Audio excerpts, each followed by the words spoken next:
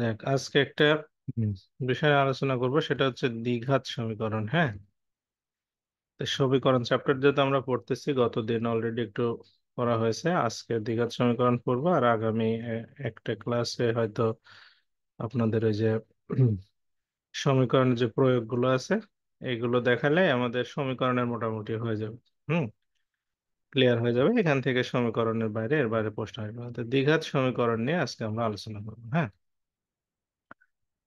তো দ্বিঘাত সমীকরণের কিছু থিওরি আছে, থিওরি গুলো আগে পড়তে হবে। থিওরি গুলো না পড়লে আমাদের ওই মোটামুটি মৌলিক জিনিস সম্পর্কে জানা যাবে না এবং বোঝাও যাবে না। যাক, আমি একটা সমীকরণ লিখি। সমীকরণটা হচ্ছে আমাদের x square plus B x plus c equal to zero. এটা হচ্ছে আমাদের দ্বিঘাত সমীকরণ। ঠিক আছে, তো এটার বৈশিষ্ট্যটা হচ্ছে এক্স স্কোয়ারের সামনে একটা সহগ আছে, এই পাওয়ারটা স্কোয়ার, সুতরাং এটা দ্বিঘাত সমীকরণ। আবার এক্স এর সামনে একটা বি আছে, একটা হচ্ছে আপনার সহগ আছে, আর সি হচ্ছে ধ্রুবক, কারণ এখানে কোনো এক্স নাই, হচ্ছে চলক নাই। তো এই সমীকরণটাকে যদি আমরা সমাধান করার চেষ্টা করি, তাহলে কিভাবে করতে হবে? এখানে আমাদের প্রথমে স্কোয়ারটাকে ভ্যানিশ করার চেষ্টা করতে হবে। ঠিক আছে, তাহলে আমরা সেই জন্য কি করব, বা এ দিয়ে ভাগ করে দেব। তাহলে এ দিয়ে ভাগ করে দিলে এইতে এ আর থাকবে না, তাহলে শুধু এক্স স্কোয়ার থাকবে। তারপরে এটা বি এর নিচে এ চলে আসবে, হুম, তার সাথে একটা এক্স। তারপরে এটা সি এর নিচে এ চলে আসবে। আর এই পাশে এ দিয়ে ভাগ করলে তো জিরোই হবে, সুতরাং জিরোই থাকলো। ওকে, এখন দেখেন আমাদের x square plus two AB plus b স্কোয়ারের সূত্র নিয়ে আসতে হবে। তাহলে হচ্ছে আমরা তখন এটা কাটতে পারবো, স্কোয়ারটাকে তুলে দিতে পারবো। তো এই স্কোয়ারে বলতে আমরা এক্স স্কোয়ারটা তো আছেই, প্লাস টু এবি। হ্যাঁ, তাহলে টু এবি বলতে হচ্ছে আমরা এখানে দেখেন এটাকে যদি আমরা সাজায় লিখি, তাহলে একটা হবে টু ইন্টু হচ্ছে এটা যদি লিখি, এইটা এখানে আসলে আমাদের এই জায়গাতে একটা গুরুত্বপূর্ণ বিষয় আছে। এখানে বি বাই এ আছে, এখানে বি বাই এ আছে, এখানে এক্স আছে, এখানে এক্স আছে। তাহলে এই যে টুটা অতিরিক্ত হলো, এই টুটা আমরা এখানে লিখব। হ্যাঁ, তাহলে এটা টু এ বি, এ বলতে আমরা এটাকে বলছি, বি বলতে এটাকে বলছি। হ্যাঁ, A square plus two A B, তারপর কি হবে, plus B square. B square বলতে বি বাই টু এ, এটা whole square, B by two A, এটার পরে হোল স্কোয়ার। হ্যাঁ, তাহলে দেখেন আমাদের A square plus two B plus B square হয়ে গেল। এখন দেখেন এই যে B by two A whole square, এটা তো আমাদের অঙ্কের ভিতরে নাই, তো সুতরাং এটাকে আমরা মাইনাস করে দেব। অর্থাৎ বি বাই টু এ, এটা হোল স্কোয়ারটাকে মাইনাস করে দেব। আর এখানে যে প্লাস সি এ আছে সেটা তো থাকলোই। ওকে, ইকুয়াল টু হচ্ছে জিরো। তো এই হচ্ছে আমাদের সমীকরণটা সাজানো, বুঝছেন? তো এরকম ভাবে সাজানো কেন? কারণ হচ্ছে আমাদের x plus B by two অর্থাৎ এ প্লাস বি হোল স্কোয়ারের সূত্রটা ব্যবহার করতে হবে। আচ্ছা, তো এখন আমরা কি করব? এখান থেকে এই যে এক্স প্লাস এইটুক মিলে একটা সূত্র হচ্ছে এই পর্যন্ত, অর্থাৎ বি বাই টু এ এই পর্যন্ত হোল স্কোয়ার, এ প্লাস বি হোল স্কোয়ার। আর এইটাকে আমরা যদি ওই পাশে নিয়ে যাই, তাহলে কি দাঁড়াচ্ছে? মাইনাসটা ওই পাশে গেলে প্লাস হয়ে যাবে, এটা বি স্কোয়ার হবে। আর এখানে হবে হচ্ছে কত, ফোর এ স্কোয়ার। আর এই সি এটা ওই পাশে গেলে মাইনাস সি এ হয়ে যাবে। ওকে, এখন উম, আমাদের হচ্ছে এখন আমাদের কি করণীয়, এটা এইভাবে থাক, আমরা এখানে একটু আগে লসাগু করে ছোট করে ফেলি। তাহলে এটা এক্স প্লাস এটা হচ্ছে বি বাই টু এ, এটা হোল স্কোয়ার। এখানে যদি আমরা লসাগু করি তাহলে হবে কি, ফোর এ স্কোয়ার হবে লসাগু, তাই না? ফোর এ স্কোয়ার হবে লসাগু। তাহলে ফোর এ স্কোয়ার যদি লসাগু হয়, তাহলে ফোর স্কোয়ার চলে গেলে এটা হবে বি স্কোয়ার, মাইনাস এখানে এ চলে যাবে, তাহলে ফোর এ সি হবে। আচ্ছা, বা এখন আমরা হচ্ছে কি করব, এই রুটটাকে ওই পাশে নিয়ে যাব। তাহলে এই পাশে থাকবে X plus B by two A, এই রুটটাকে আমরা ধরে এই পাশে নিয়ে আসবো। হ্যাঁ, রুটটাকে ধরে এই পাশে নিয়ে আসবো। তাহলে এটা হবে হচ্ছে B square minus four AC আর এর নিচে হবে হচ্ছে 4 a স্কোয়ার। রুট করলে সবসময় প্লাস মাইনাস লিখতে হয়, তাহলে এটা হবে প্লাস মাইনাস। ওকে। আচ্ছা, এখন আমরা এই সাইডে কাজ করি। এই সাইডে এখন আমরা রুটটা, ওখানে ওই পাশে থাকলো কি আমাদের এক্স প্লাস b/2a। হুম, এখন আমাদের এই রুটটা যদি আমরা তুলে দিই তাহলে কি রকম হবে? প্লাস মাইনাস, উপরে হবে হচ্ছে b² - 4ac, আর নিচে 4-এর উপর রুট হলে 2 হবে, আর a² রুট উঠে গেলে শুধুই। আচ্ছা, এখান দেখেন, এইবার আমরা যদি এখান থেকে এক্সটাকে শুধু রেখে দিই আর এটাকে ওই পাশে নিয়ে গেলে আমাদের উত্তর হয়ে যাচ্ছে। তাহলে মাইনাস, এটা b/2a প্লাস মাইনাস, এখানে নিচে হচ্ছে 2a, আর উপরে হচ্ছে কি b² - 4ac। ঠিক আছে। আচ্ছা, বা এটা যদি আমরা এখন লসাগু করি, তাহলে লসাগু করলে কি হচ্ছে, এটা 2a, এটা হচ্ছে -b plus minus √b² - 4ac। এটা হচ্ছে আমাদের এক্স এর মান। ঠিক আছে। এখন এই যে আমরা সমীকরণটা সমাধান করলাম, এই সমীকরণটায় যদি এরকম একটা সমীকরণ থাকে, তাহলে সেই সমীকরণের সমাধানটা হবে x equal to -b plus minus b² - 4ac /2a। হ্যাঁ, তো এই এক্স এর এই যে এটাকে বলা হয় মূল। এখানে এই মূলটা আপনাকে মনে রাখতে হবে। এই মূলটাকে, এই প্রসেসটা আপনাকে আমি প্র্যাকটিক্যালি করে দেখালাম। আপনি করলে করতে পারেন, না পারলে কিন্তু এমসিকিউর ক্ষেত্রে আমাদের এই মূলটা খুব জরুরি। আচ্ছা, তাই আমরা এই মূলটা দিয়ে কি কি কাজ হবে সেটাতে আসি এখন। হ্যাঁ, এটা নিয়ে এখন বিস্তারিত আলোচনা করতে হবে। তো এখানে আমাদের এই হ্যাঁ, আচ্ছা, এগুলো সবই মিশাই দিই, এগুলো তো দরকার হচ্ছে না। তাহলে আমরা সমীকরণটা একটা বার লিখি। কি ছিল? ax² plus bx plus c equal to হচ্ছে 0। এটার মূলটা কি হলো? মূলটা হলো হচ্ছে, নিচে ছিল কি 2a, আর উপরে ছিল হচ্ছে -b plus minus √b² - 4ac, তাই না? এটা মূল ছিল।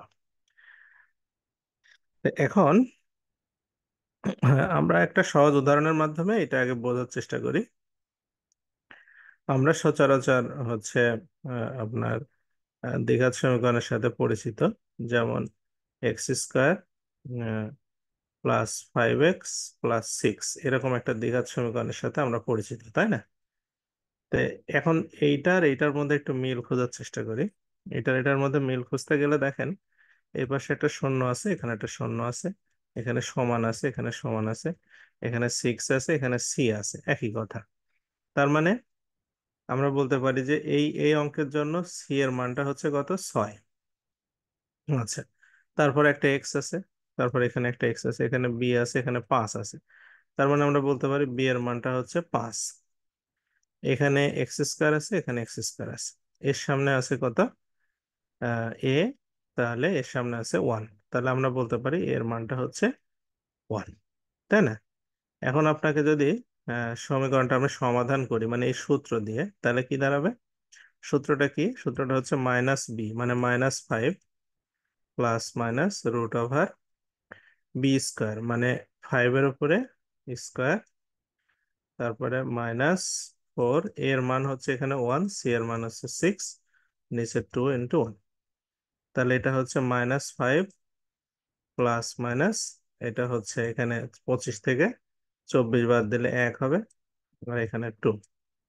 তাহলে আমরা এখানে বলতে পারি যে -5 প্লাস 1, হ্যাঁ, -5 + 1 / 2 একটা, -5 -1 / 2 একটা।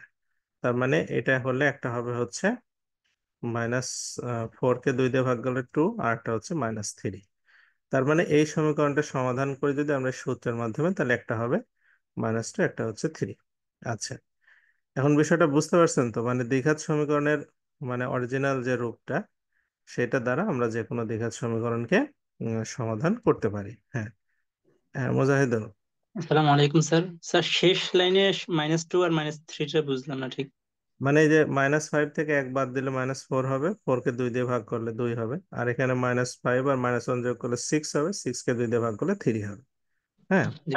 তো জি স্যার। এখানে ধরেন আমরা এই সূত্র ব্যবহার করে এভাবে করতে পারি। হ্যাঁ, এখন এখন কথা হচ্ছে যে আসলে আমরা তো এটা নর্মালি মিডিল টার্ম করে করতে পারতাম, বা এত ঝামেলার মধ্যে আমরা কেন যাচ্ছি বা কি বিষয়, তো এইগুলো আমাদের কিছু আলোচ্য বিষয় আছে, সেগুলো নিয়ে আমরা কাজ করবো। আপনারা তো দ্বিঘাত সমীকরণের ফাউন্ডেশনটা মোটামুটি বুঝছেন যে ঘটনাটা কি। তাহলে এখানে একটা বিষয় খেয়াল করেন, আমাদের এই যে সমীকরণ এটার মান বের হলো কি, একটা হলো এক্স এর মান হচ্ছে -2 হলো, আর একটা হচ্ছে -3 হলো, তাই না? আচ্ছা, তো এখন আমরা এখানে ধরেন এই সমীকরণের কথা একটা বিবেচনা করি, এখানে কিন্তু দুইটা মান আছে। দুইটা মান কি কি? একটা মান হচ্ছে -b প্লাস √ b² -4ac, হুম, ডিভাইডেড বাই 2a। আর একটা মান কি? আর একটা মান হচ্ছে -b minus b² -4ac divided by কি, 2a। ঠিক আছে, এই দুইটা মান আছে। এই যে দুইটা মান, এখন এই দুইটা মান আমরা প্রথমে যোগ করব। হ্যাঁ, যোগ করব। তাহলে এখানে আমরা লিখতে পারি হচ্ছে মূলদয়ের যোগফল। হ্যাঁ, মূলদয়ের মূলদয়ের হচ্ছে কি, যোগফল। আচ্ছা, মূলদয়ের যোগফল। তাই মূলদয়ের যোগফল বের করে আমি দুটো যোগ করব। যোগ করলে আমরা কি পাবো? এখানে যদি আমরা 2a হচ্ছে লসাগু করি, তাহলে এটা -b প্লাস √b² -4ac, আর এটা হচ্ছে প্লাস মাইনাসে মাইনাস হয়ে যাবে, তাহলে -b -√b² -4ac। তা এখানে আমাদের এই দুইটা কাটা যাবে, এইটা আর এটা কাটা যাবে, তাহলে উপরে থাকবে কি, উপরে থাকবে -2b, আর নিচে থাকবে হচ্ছে 2a। তাহলে এই টু টু কাটা যাবে, তাহলে আমরা বলতে পারি -b/a। মানে আমরা যদি দুইটা মূল যোগ করি তাহলে হবে হচ্ছে -b/a। বুঝতে পারছেন কথা কি সবাই? মানে আমরা যদি এই দুইটা মূল যোগ করি তাহলে আমাদের হবে হচ্ছে -b/a। হুম, তার বি বলতে কোনটা বোঝায়? বি বলতে যেটা এক্স এর সামনে থাকবে সেটা বি, আর এ বলতে যেটা x² সামনে থাকবে সেটা হচ্ছে এ। আচ্ছা, তো এই এই থিওরিটা আমরা যে যে অঙ্কটা করলাম, হুম, সেই অঙ্কে একটা অ্যাপ্লাই করে দেখি যে ঘটনা ঠিক কিনা। মানে এখানে তাহলে দেখেন, আমরা বলছি মূলদয়ের যোগফল, মানে এখানে দুইটা মূল আছে, এই দুইটা যোগ করলে কত হবে? -5 হবে না? তাই এখন আমরা দেখি -5 হয় কিনা। আমরা বলছিলাম -b/a হতে হবে, বি বলতে 5 আর এ বলতে ওয়ার সামনে 1, তাহলে হচ্ছে -5। দেখেন এই দুইটা যোগ করে কিন্তু -5 হবে। ঠিক আছে, তার মানে মূলদয়ের যোগফল বলতে আমরা বোঝাই হচ্ছে -b/a। ওকে, এরপরে আসি আমরা হচ্ছে মূলদয়ের গুণফলের কথায় আসি। যদি আমরা মূলদয় গুণ করি তাহলে কি হবে? ঠিক আছে, আচ্ছা, তো এইটা গুণ যদি আমরা করি তাহলে এগুলা মিশাই দিই, এগুলোর দরকার হচ্ছে না।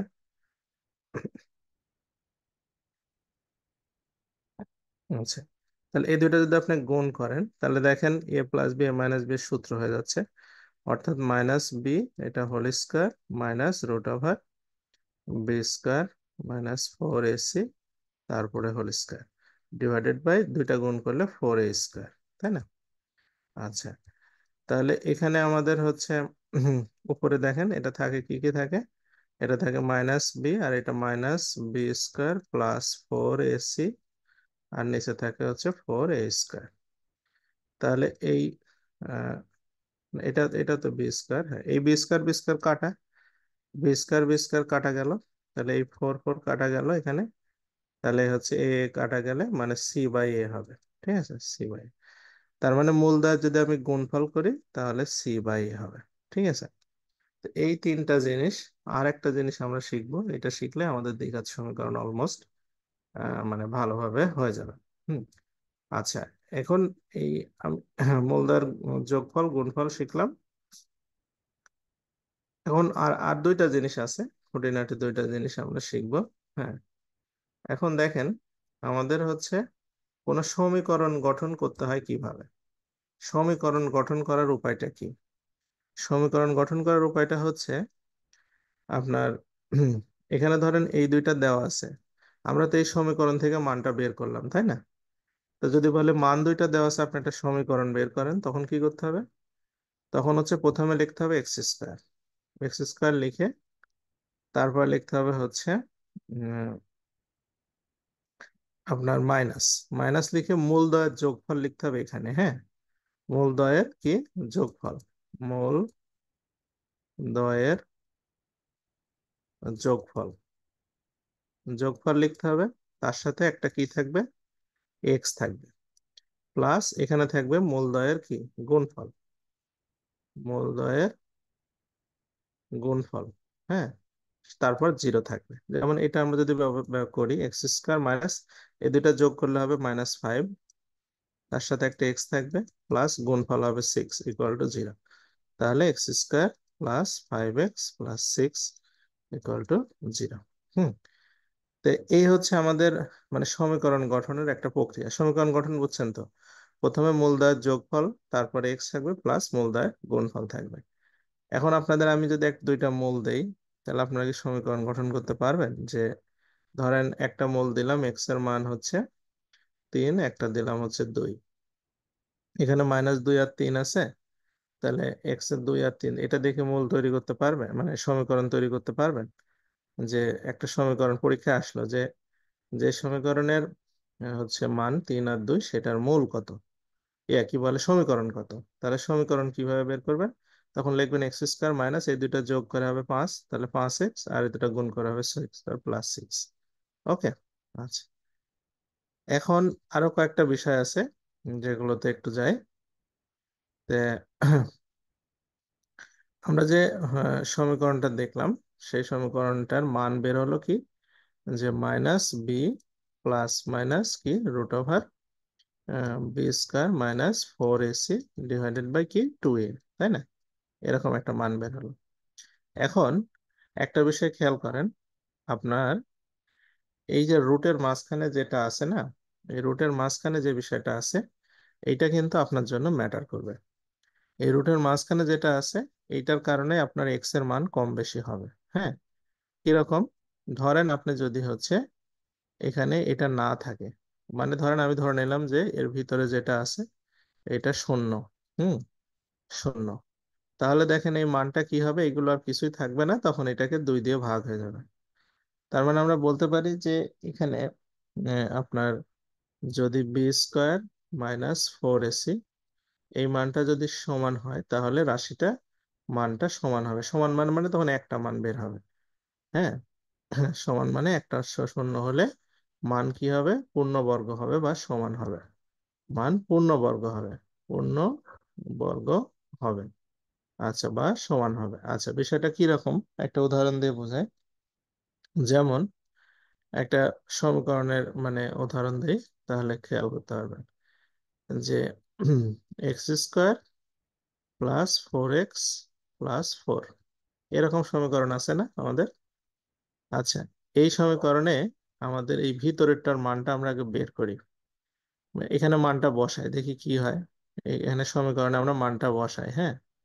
সমীকরণে মানটা বসাই, প্রথমে কি -b মানে হচ্ছে -4, তারপরে b² মানে 4² -4 এর মান কত 1, আর সি এর মান কত এখানে 4, আর এর মান কত 1। তাহলে আমাদের কি দাঁড়াচ্ছে, এটা -4 প্লাস মাইনাস, এটা এটা তো 0 হয়ে যাবে না, 16 আর 16 কেটে গেলে এটা 0 হয়ে যাবে ভিতরে, তাহলে এটা 0 2, তাহলে -4/2, অর্থাৎ মানটা হচ্ছে কি -2। ঠিক আছে। আচ্ছা, তো এখন দেখেন এই রাশির মান কয়টা বের হলো, একটা বের হলো, কিন্তু দ্বিঘাত সমীকরণে মান বের হওয়ার কথা দুইটা। এই রাশিটাকে আমরা যদি ম্যানুয়ালি সমাধান করি, তাহলে কিভাবে লিখতে পারি, x² +2 × 2 x + 2² = 0। তার মানে বলতে পারি x+2² = 0, তার মানে x+2 = 0, তার মানে x এর মান হচ্ছে -2। যখনই দেখেন a+b² আকারে লেখা গেছে, তার মানে এই রাশিটা হচ্ছে পূর্ণবর্গ, হ্যাঁ। মানে এটাকে বর্গ করলে রুট করা যায়, হ্যাঁ। পূর্ণবর্গ মানে যেটাকে রুট করা যায়। তাহলে আমরা এক কথায় বলতে পারি যে b square minus four ac সমান সমান জিরো হলে এই মানে মান মানে রাশিটা পূর্ণবর্গ রাশি হবে, এবং মান একটাই বের হবে তখন। হ্যাঁ, মানে দুইটা মান তখন আর বের হবে না। ঠিক আছে।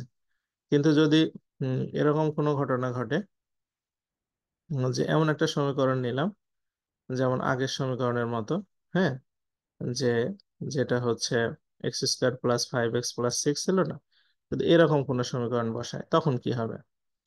তখন হবে যে, যেমন ধরেন এখানে আমি উদাহরণস্বরূপ বসাই x square plus five x plus six, তাহলে এখানে মান কি কি হবে?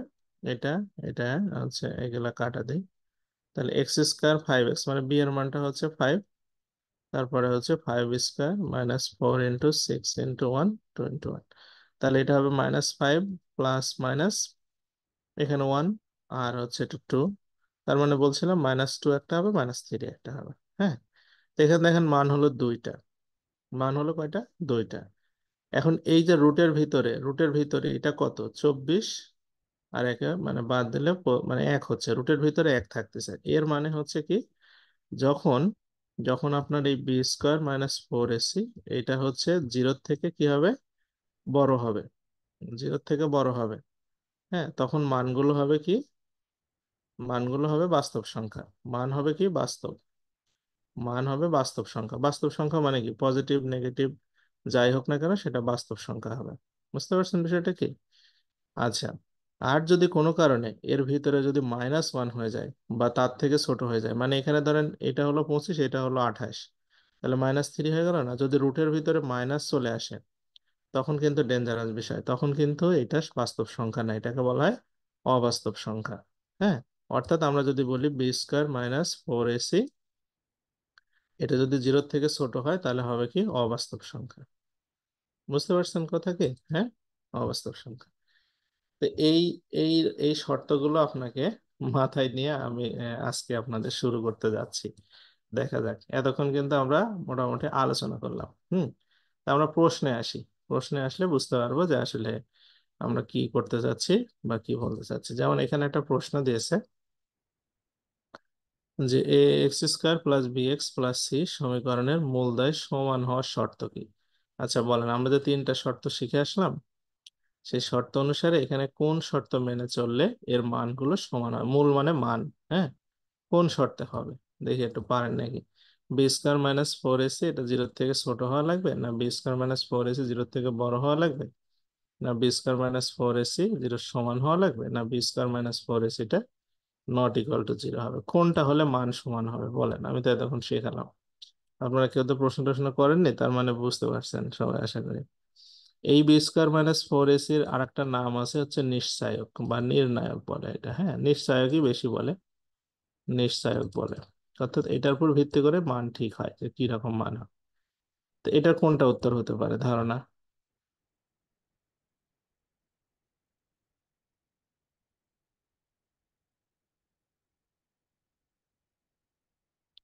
হোসেন মিয়া বলছে সি নাম্বার। হ্যাঁ, হ্যাঁ, b square minus four ac যখন মানে জিরো হবে তখন মানগুলো কি হচ্ছে?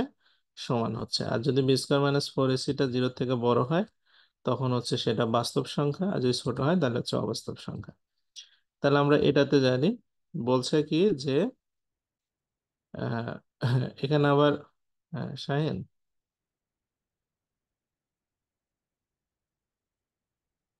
স্যার হ্যাঁ, সমীকরণ মূলদয় সমান হওয়ার শর্ত পেয়েছি কারণ কিন্তু বইতে তো স্যার উত্তর এ দেওয়া আছে। তাই হয়? এটা কখনোই হবে না। উত্তর এ থাক আর যাই থাক, এটা হবে বি স্কোয়ার মাইনাস মানে ফোর। স্যার হ্যাঁ বি স্কোয়ার মাইনাস মানে এ থাক আর বি থাক আর যাই থাক, b square minus four ac মানে যদি মানে জিরো ও হয় স্যার তাহলে, ঠিক আছে হ্যাঁ বি স্কোয়ার মাইনাস এক্স সমান হ্যাঁ মানে অ্যান্সার হবে এটা, সেটা কয় থাক ক্ষয় থাক যেখানে থাকে থাক। আচ্ছা, এরপর আমরা এটাতে আসি। পরেরটাতে বলছে কি যে আহ, এখানে দেখেন বলছে সমীকরণের মূল দুইটি মূলদ সংখ্যা হবে। মূলদ সংখ্যা কোনগুলো? মূলদ সংখ্যা আমরা জানি যে হচ্ছে যেগুলো অমূলদ সংখ্যা সেগুলো বাদ দিলে মূলদ সংখ্যা হয়। তো অমূলদ সংখ্যা কোনগুলো? যেগুলো হচ্ছে দশমিকের মানে পরে অসীম পর্যন্ত থাকবে এবং পরপর কি হবে, রিপিট হবে না, সেগুলোকে বলা হয় অমূলদ সংখ্যা। ঠিক আছে, এবং আর বাদ বাকি সবই হচ্ছে মূলদ সংখ্যা। তার মানে মূলদ সংখ্যার কি হবে, শেষ আছে নাকি? হুম। তো এখন হচ্ছে আমাদের এখানে যে কন্ডিশন গুলো দিছে, যে প্রথম কন্ডিশন কি, বি স্কোয়ার 4ac, ঠিক আছে, এইটা দিছে। তাহলে আমরা যদি এটাকে এইভাবে লিখি, বি স্কোয়ার - 4ac জিরোর থেকে কি হচ্ছে, বড় হচ্ছে। হুম। হচ্ছে উম, বড় হচ্ছে, তারপর এটা হচ্ছে জিরোর থেকে ছোট হচ্ছে, এটা তো কোনো সময় না। আচ্ছা, যদি হচ্ছে বি স্কোয়ার - 4ac টা পূর্ণবর্গ হয়, পূর্ণবর্গ মানে কি, পূর্ণবর্গ কখন হয়, যখন বি স্কোয়ার - 4ac = 0 হয়, তখন দুইটা সমান হয় এবং সেটা হচ্ছে মূলদ সংখ্যা হয়। ঠিক আছে, মানে পূর্ণবর্গ হলেই তখন সেটা মূলদ সংখ্যা হবে। হ্যাঁ। আর পূর্ণবর্গ না হলে কিন্তু বি স্কোয়ার - 4ac যদি পূর্ণবর্গ না হয়, তাহলে কিন্তু মূলদ সংখ্যার মান বের হবে না, কারণ তখন হচ্ছে মানে বিষয়টা আরেকটু ক্লিয়ার করি। যেমন ধরেন এখানে আমাদের অঙ্কটা কিরকম ছিল, 2 প্লাস ধরেন এরকম হলো, এর ভিতরে আসলো। হ্যাঁ, এর ভিতরে আমাদের বি স্কোয়ার - 4ac থাকে, এর ভিতরে ধরেন একটা মান হলো 4, হতেই পারে নাকি, 4 হতে পারে না? তখন হচ্ছে এর নিচে 2 হলো, তাহলে এটা 2 দিয়ে 4 ভাগ করলে 2 হবে উত্তর। কিন্তু এর ভিতরে যদি 3 হয় তখন কি হবে, 3 হলে √3-এর মান অসীম পর্যন্ত চলে আসবে, তখন এটার সাথে যোগ হয়ে 2 দিয়ে ভাগ হলে মানটা কি আর মূলদ থাকবে না। বুঝতে পারছেন কথা কি? অর্থাৎ হচ্ছে রুটের ভিতরে যেটা থাকে বি স্কোয়ার - 4ac, এটা যদি পূর্ণবর্গ হয়, তাহলে শুধু আমরা মূলদ মান পাবো, তাছাড়া কোনো মূলদ মান আমরা পাবো না। আচ্ছা, এরপরটাতে আসি। হ্যাঁ, বলছে যে এই এই যে সমীকরণ এখানে দেওয়া আছে, এই সমীকরণের মূলদয় কেমন, মানে মূলদয় কেমন এই সমীকরণ দেখে আপনাকে বলতে হবে। ঠিক আছে, তো কিভাবে বলবেন, আমরা ওই যে শর্ত জানি কি, যে বি স্কোয়ার - 4ac এইটা আগে আমাদের বের করতে হবে। তো এখানে বি এর মান কত বলেন তো, এখানে দেখি, আপনারা একটু পার্টিসিপেট করেন কোনো কনফিউশন থাকলে।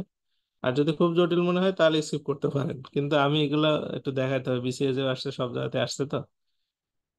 হ্যাঁ, এখানে বি এর মান কোনটা, মানে 6x² - 7x - 4, এই সমীকরণে বি এর মান কোনটা, মানে এখানে একটা এর মান আছে, একটা বি এর মান, মোজাইদুল বলছে 7, না, বি এর মানটা হবে -7, মানে হ্যাঁ, চিহ্ন সহ নিতে হবে, রাইট। তাহলে হচ্ছে এখানে -7, -7 হোল স্কোয়ার, এটা 4, এ এর মান কত, এ এর মান হচ্ছে 6, আর সি এর মান কত, -4। তাহলে এখানে 7 7 49, আর এটা হচ্ছে প্লাস হবে, প্লাস হচ্ছে 4 4 16, আর 6 16 হচ্ছে কত হবে, 96 নাকি, 260, 96, তাহলে 130 আর 15, 145, 145। হ্যাঁ, তাহলে এই যে আপনার হচ্ছে 145 সংখ্যাটা হলো, এইটা কি জিরোর থেকে বড় না ছোট? অবশ্যই এটা জিরোর থেকে বড়, বোঝাই যাচ্ছে, এটা জিরোর থেকে অবশ্যই বড়। তো জিরোর থেকে যেহেতু এটা বড়, তাহলে অবাস্তব তো হবে না। আচ্ছা, এখন বলছে কি পূর্ণবর্গ কি হচ্ছে, √145 মানে হচ্ছে, তাহলে আমাদের এটা কি হবে, বাস্তব সংখ্যা হবে, বাস্তব সংখ্যা এটা হবে।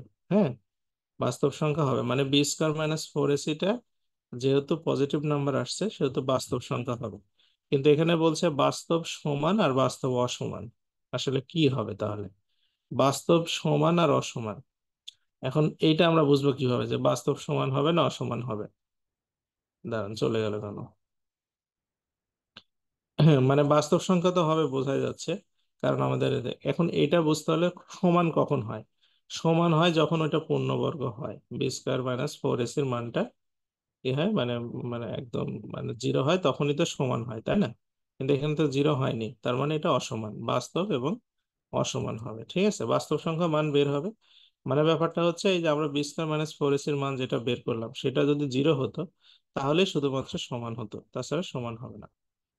আচ্ছা, এরপরে চলে আসি, এখানে বলছে কি, এই প্রশ্নটা দেখেন, x² + 4x + 3 সমীকরণটির মূলদ্বয় বাস্তব ও অসমান, বাস্তব ও অসমান বুঝেন, কথা বুঝতে পারছেন? মানে এইটার মান যদি আপনি বের করেন এই সমীকরণ থেকে, তাহলে মানটা হবে বাস্তব হবে এবং অসমান হবে। তাহলে এ এর মান উম, কোন ব্যবধিতে অবস্থিত, এখানে 4টা অপশন দিয়েছে। আচ্ছা, বাস্তব আর অসমান হওয়ার শর্ত কি, শর্ত হচ্ছে যে বি স্কোয়ার - 4ac এটা কি হবে, জিরোর থেকে বড় হবে, তাই না? তাহলে এখানে বি এর মান কত, 4। 4 স্কোয়ার মাইনাস 4 ইন্টু এর মান তো দেওয়া নাই, সি এর মান আছে 3, 0। হ্যাঁ, তাহলে এটা কত হচ্ছে আমাদের, 4 4 16 মাইনাস 12, তার সাথে এ, এটা হচ্ছে 0। আর আপনারা বুঝতেছেন তো বিষয়টা কি? হ্যাঁ, কনফিউশন থাকলে কিন্তু জিজ্ঞেস করবেন, এগুলা কিন্তু আর পরবর্তীতে কোনো অ্যাঙ্গেল থেকে আপনাদের মানে শেখানো সম্ভব হবে না, খুব কঠিন একটা বিষয় হবে।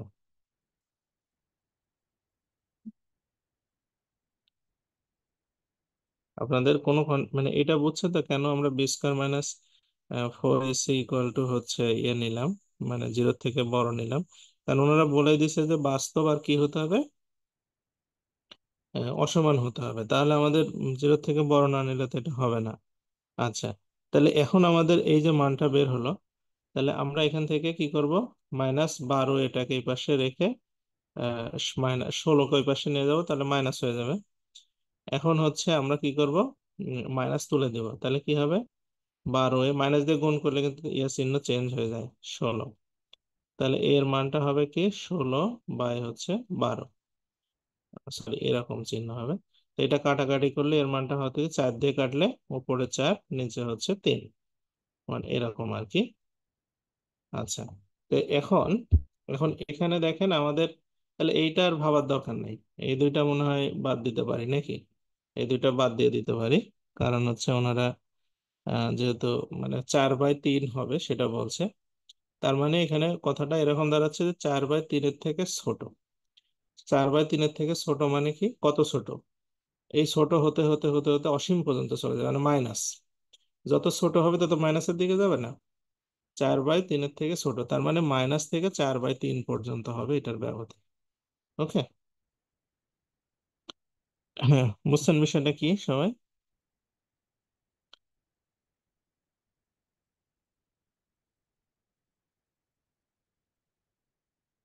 আচ্ছা, মুজাহিদুল মানে কিছু বলতে চাই, দেখি মুজাহিদুল। সালাম আলাইকুম স্যার। আচ্ছা, বলেন। মানে বলতেছেন, হয়তো মাথা শুকতেছে, কিন্তু আগে কখনো করি নাই তো, তাই খুব কঠিন মনে হচ্ছে আর কি। একটু কঠিন মানে আছে, বুঝে। তবে খুব মনোযোগ দেওয়ার চেষ্টা করেন, এগুলো কিন্তু আপনি কোথাও শিখতে পারবেন না। ওই কিছু জায়গায় আপনাকে ভুলভাল শিখাবে, ইউটিউবে আপনার পাগল বানায় ফেলবে, এইগুলা কিন্তু মানে পরীক্ষায় আসলে কেউ আনসার করতে পারে না। আপনারা একটু শিখে রাখেন, একটু মনোযোগ দেন, জাস্ট দেখবেন যে হবে। আর কোনো কনফিউশন হলে ইনস্ট্যান্টলি জিজ্ঞেস করবেন, হ্যাঁ, যে এখানে আমার কনফিউশন হচ্ছে বিষয়টা, তাহলেই সমাধান হয়ে যাবে। হুম, আমরা আরো কয়েকটাতে যাই, তাহলে বুঝতে পারবেন। যেমন এই তো প্রশ্নটা দেয়, প্রশ্ন আগে বুঝতে হবে। এটা নিবন্ধনের প্রশ্ন, নিবন্ধন পরীক্ষা তো দিবেন মুজাহিদুল মনে হয়। এখানে বলছে কি দেখেন, বলছে x² মাইনাস 6x+9 এই সমীকরণের মূল কয়টা? হুম, আচ্ছা চিন্তা করেন তো দেখি, এই সমীকরণের মূল হচ্ছে কয়টা? এখন এটা তো দ্বিঘাত সমীকরণ, তাই না? তো দ্বিঘাত সমীকরণের মূল সবসময় হবে হচ্ছে দুইটা। এখন বইয়ে অনেক জায়গায় দেওয়া আছে একটা। তা আমি যেটা ধারণা, দ্বিঘাত সমীকরণের মূল কখনো একটা হয় না, দ্বিঘাত সমীকরণের মূল হয় দুইটা। ঠিক আছে, এখন ধরেন এটা আমি প্রমাণ হিসেবে কি বলতে পারি, যেমন x² মাইনাস 6x+9, এটা যদি আপনি সমাধান করেন তাহলে কি দাঁড়াবে, x² মাইনাস 2x+3 স্কোয়ার, এইভাবে যদি আপনি লেখেন তাহলে কি দাঁড়াবে, x-3 তারপর হোল স্কোয়ার ইকুয়াল টু 0। তাহলে x এর মান 3 নাকি? হ্যাঁ, x এর মান হচ্ছে 3 হলো, নাকি ভুল করলাম? আচ্ছা, x এর মানটা হচ্ছে 6x, এখানে হচ্ছে আমাদের তাহলে 3 দোকানে 6। হ্যাঁ, আচ্ছা, তাহলে এখানে হচ্ছে আমাদের এটা গেল। আর একটা বিষয় হচ্ছে, ধরেন যদি আমরা এটাকে এইভাবে সমাধান না করি, একটা মানই তো বের হলো নাকি? আবার যদি আমরা আরেকভাবে চিন্তা করি, যেটা আমরা মিডিল টার্ম করব, তাহলে হচ্ছে x² -3x ইকুয়াল টু 0। তাহলে x-3 আর একটা হচ্ছে x-3 ইকুয়াল টু 0। এবার x এর মান কয়টা হচ্ছে, 3 হচ্ছে, কিন্তু দুইটা। হুম, দুইটা হচ্ছে, তার মানে দ্বিঘাত সমীকরণের মান কিন্তু দুইটা থাকে। বুঝতে পারছেন কথা? তাই আমাদের বিভিন্ন বই লেখা আছে একটা, কোনো বই লেখা আছে দুইটা। তা আমার ব্যক্তিগত মতামত হচ্ছে দ্বিঘাত সমীকরণের মূল হবে দুইটা। কারণ এইভাবে সমাধান করলে আমাদের দুইটা মানই কিন্তু বের হয়েছে। দুইটা মান বের হয়েছে কি, থ্রি বের হয়েছে ঠিক আছে, কিন্তু দুইটাই থ্রি, এই আর কি। তো যাই হোক, এটা একটু কনফিউশন আছে হালকা। দেখা যায় 17তম নিবন্ধনের পরীক্ষা আমরা আসি। বলছে x square plus P x plus six এর মূল দুইটা সমান। ভালো করে বোঝেন, x square plus P x plus six এর মূল দুইটা সমান, এর মূল দুইটা কি সমান, তাহলে পি এর মান কত? হুম, মূল কখন সমান হয়? মূল সমান হয় হচ্ছে B square minus four ac, এটা সমান সমান যখন জিরো হয় তখনকার হচ্ছে মূল সমান হয়, তাছাড়া কি সমান হয়? হয় না। তারপরে হচ্ছে কি হবে তাহলে, এখানে বি এর মানটা কত? বি এর মানটা এই অঙ্কে P, P square minus four, এর মানটা কত? ওয়ান, সি এর মানটা সিক্স, ইকুয়াল টু জিরো। তাহলে এখানে পি স্কোয়ার ওই 24 ওই পাশে নিয়ে গেলাম, তাহলে পি এর মানটা কত হবে? Root over 24। বুঝতে পারছেন বিষয়টা কি? তো এখন এটাই বলছে যে পি এর মানটা কত, তাহলে পি এর মান হবে রুট ওভার 24। এটা 17তম নিবন্ধন পরীক্ষার প্রশ্ন। এই সবাইকে বুঝতেছেন এগুলা? না বুঝলে জিজ্ঞেস করবেন কিন্তু, হ্যাঁ। পরে, পরে কিন্তু এগুলা হবে না, মানে পরের আসার থাকা যাবে না, যদি কোনো কনফিউশন থাকে এখনই বলবেন।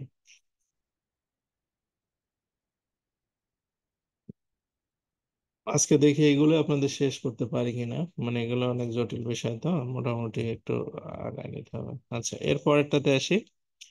বলছে পি এর মান কত হলে four x square minus P x plus nine একটা পূর্ণবর্গ হবে? আচ্ছা, পূর্ণবর্গ হওয়ার শর্ত কি মনে আছে? পূর্ণবর্গ হওয়ার শর্ত হচ্ছে বি স্কোয়ার মাইনাস ফোর এসে এটা কি হবে? জিরো হবে। খেয়াল আছে?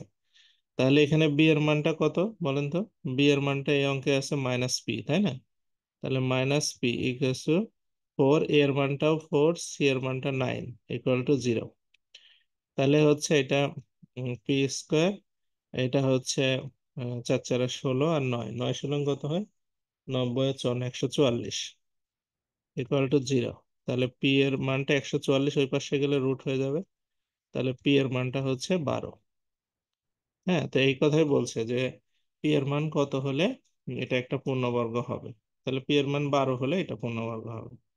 হ্যাঁ, পূর্ণবর্গ হওয়া মানে কি? পূর্ণবর্গ হওয়া মানে দেখেন বিষয়টা কি, পূর্ণবর্গ হওয়া মানে এখানে যদি আমি পি এর মানটা 12 বসাই তাহলে কি দাঁড়াচ্ছে?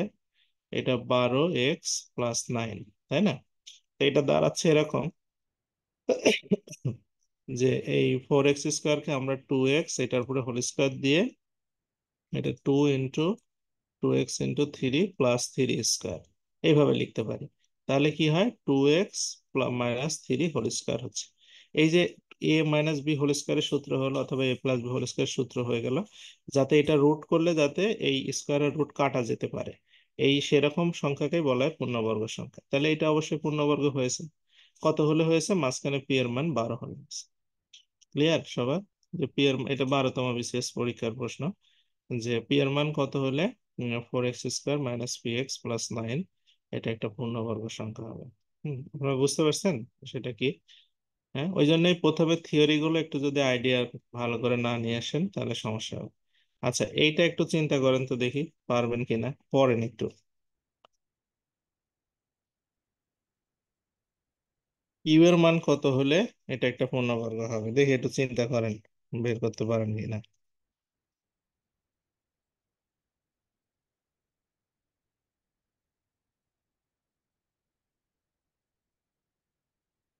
মানে খাতা কলম থাকলে মুখে মুখেও বের করা যাবে অবশ্য, যদি সম্ভব হয় কেউ চিন্তা করতে পারে।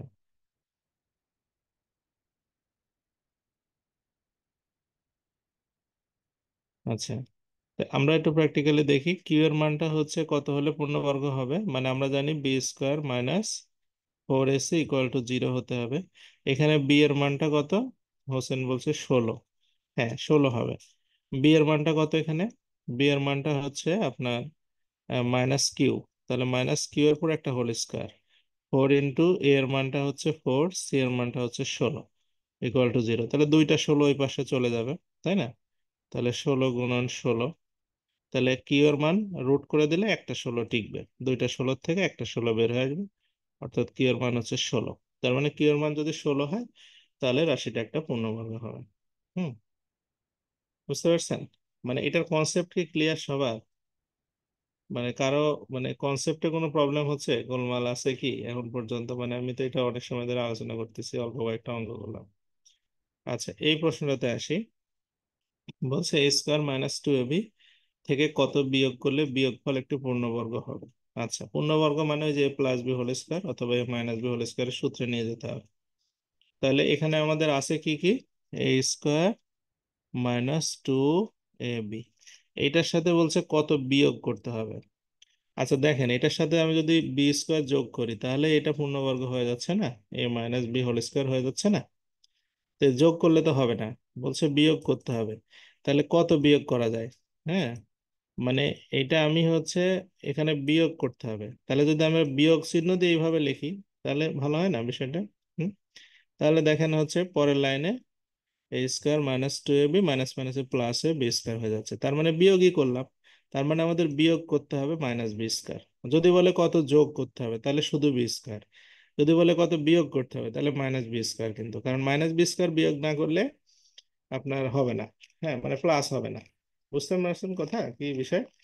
মানে আমাদের যদি বলে কত যোগ করতে হবে তাহলে হচ্ছে বি স্কোয়ার যোগ করলে উত্তর হয়ে যাচ্ছে, কিন্তু যদি বলে বিয়োগ করতে হবে তখন কিন্তু মাইনাস বি স্কোয়ার বিয়োগ করতে হবে, তাহলে মাইনাস মাইনাসে প্লাস হয়ে যাবে।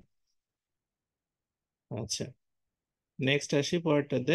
বলছে x square plus y square সাথে কত যোগ করতে হবে তাহলে x plus y whole square হবে? সহজ কথা, এক্স প্লাস ওয়াই হোল স্কোয়ারের সূত্র কি? এটার সূত্র কি? এটার সূত্র হচ্ছে আমাদের x square plus y square plus two x y. হ্যাঁ, তাহলে টু এক্স ওয়াই যোগ করলে হয়ে যাবে।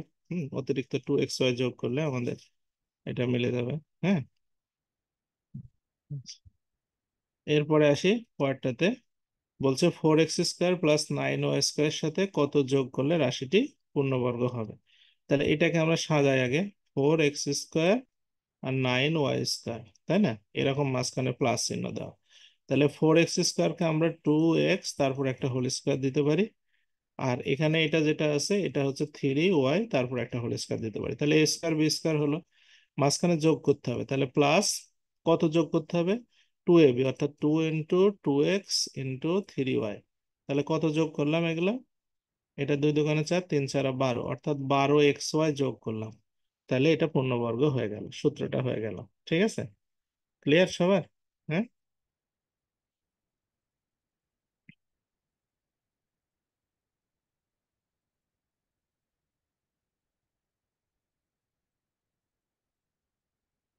এই সবাই বুঝতেছেন? এগুলা এগুলা কিন্তু পরীক্ষায় খুব আসে। হুম। এগুলো আপনার সকল সকল পরীক্ষাতেই আসে কিন্তু। আচ্ছা, তারপরে যাই। পরটাতে বলছে যে four x square minus two হতে কত বিয়োগ করতে হবে তাহলে রাশিটি পূর্ণবর্গ হবে?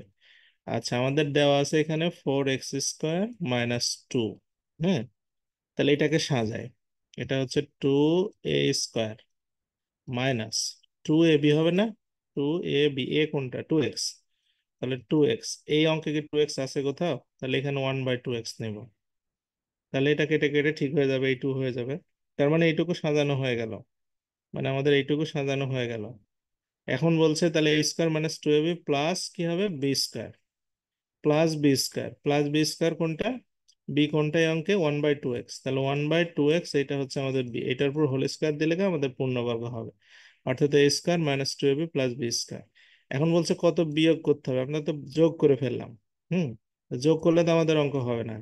তাহলে এখানে আমরা বিয়োগ চিহ্ন দিব আর এই ভিতরে একটা বিয়োগ চিহ্ন নিব, তাহলে আমাদের হয়ে যাবে। ঠিক আছে?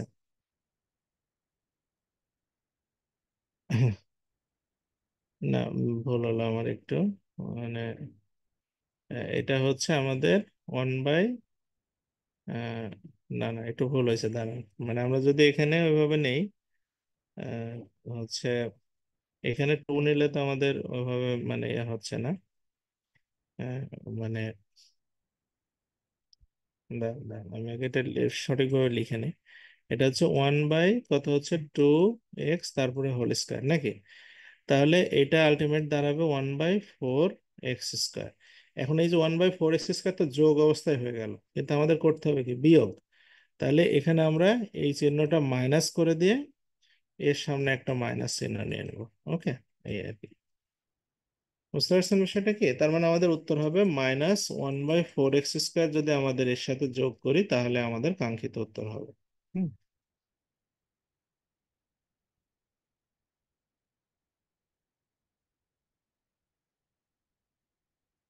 আচ্ছা, মুজাহিদুল, বলেন। স্যার উপরের প্রশ্নের -2টা গেল কই? ওটা তো সূত্রের -2 দ্বিতীয় আছেই তো, লাইনে লেখা। আছেই তো, এই যে টু আছে না এখানে, এই টু, এইটা এটা ভ্যানিশ হয়ে গেলে তো, এইটার এটা ভ্যানিশ হয়ে গেলে তো ওই টু থেকেই যাচ্ছে না আমাদের, ওই টুকে তো আমরা হাত দেই নাই। হ্যাঁ, ওই টু তো টু এর জায়গাতেই আছে, ওই টু কে আমরা কি হাত দিয়েছি? হাত দেই নাই। সূত্রের টু হলো ঠিক আছে, তাহলে সূত্রের টু হলো, রাশি তো আমার ঠিকই থাকলো। যেমন এইটা অনুসারে এটা মিলে গেল নাকি মুজাহিদুল? হুম। এইটা অনুসারে এটা মিলে গেল, এই দুইটা তো আমাদের অতিরিক্ত আসছে, কেটে কুটে ঠিক হয়ে গেল। আর এই যে অতিরিক্ত আমরা এইটা শুধু যোগ করলাম। হ্যাঁ, বুঝতে পারছেন? বলছে কোনটা বিয়োগ করতে হবে, তাহলে মানে এটা আমরা বিয়োগ করলাম এই যে নিচে এসে। হ্যাঁ, মানে আগের রাশি আগের রাশি থাকবে, তার সাথে অতিরিক্ত কি যোগ বা বিয়োগ হলো সেটা আমাকে দেখতে হবে। আচ্ছা, যেমন আরেকটা দেখেন, এটা দেখলে ক্লিয়ার হবে হয়তো। বলছে যে 9p², 9p² plus 14p। Mujahidul, এটা ভালোভাবে দেখেন, এই রাশি এরকমই থাকবে। বুঝতে পারছেন? এর সাথে অন্য অতিরিক্ত কি যোগ করতে হবে তাহলে পূর্ণবর্গ হবে, এইরকমই থাকবে, এটা মিল থাকতে হবে। এটা মিল না থাকলে হবে না। যেমন আমরা যদি এখানে একটু সাজায় লিখি তাহলে কি হবে, এটা 9p-টাকে আমরা বলতে পারি 3p²। দেখেন মুজাহিদুল, লক্ষ্য করেন এটা কিন্তু মিলছে, 3p 3p মিলে গেল। আচ্ছা, সূত্রে আনতে হলে আমাদের কি কে নিয়ে আসতে হবে? 2ab। তাহলে 2 × a বলতে 3p, 3p, তাহলে কত হলো? আচ্ছা, এখানে হলো আমাদের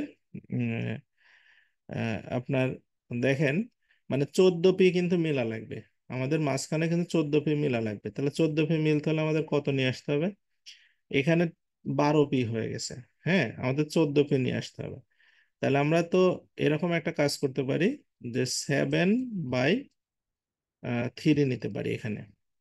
তাহলে এই থ্রি থ্রি কাটা যাবে, 7 আর 2 14p মিলে যাবে। এই মুজাহিদুল, আমার কথা বুঝতে পারছেন? হ্যাঁ, দেখেন আমাদের এটা জি মিললো স্যার। কিন্তু 14p মিলে। এরপর তাহলে আমাদের, তাহলে a² + 2ab হলো, এবার b² লিখতে হবে। b² মানে কোনটা? b² মানে 7/3, তারপরে কি? Whole square. এই অতিরিক্ত এইটুকু যদি আমরা যোগ করি তাহলে কিন্তু আমাদের পূর্ণবর্গ হয়ে যাচ্ছে। তাই এটা ক্যালকুলেশন করলে কত হবে? 49/9। অর্থাৎ 49/9 যোগ করলে আপনার হচ্ছে রাশিটা পূর্ণবর্গ হবে। বুঝতে এবার বুঝছেন বিষয়টা কি? জি মানে স্যার। এই রাশিকে কোনোভাবে ডিস্ট্রয় করা যাবে না, এই রাশি আগের মতোই থাকতে হবে। যেমন এখানে আমার 14p মিলাই দিছি আমি, তারপরে উপর নিচে যেভাবে হোক আপনাকে কেটে কুটে মিলাই নিতে হবে, তাহলে হবে। হ্যাঁ।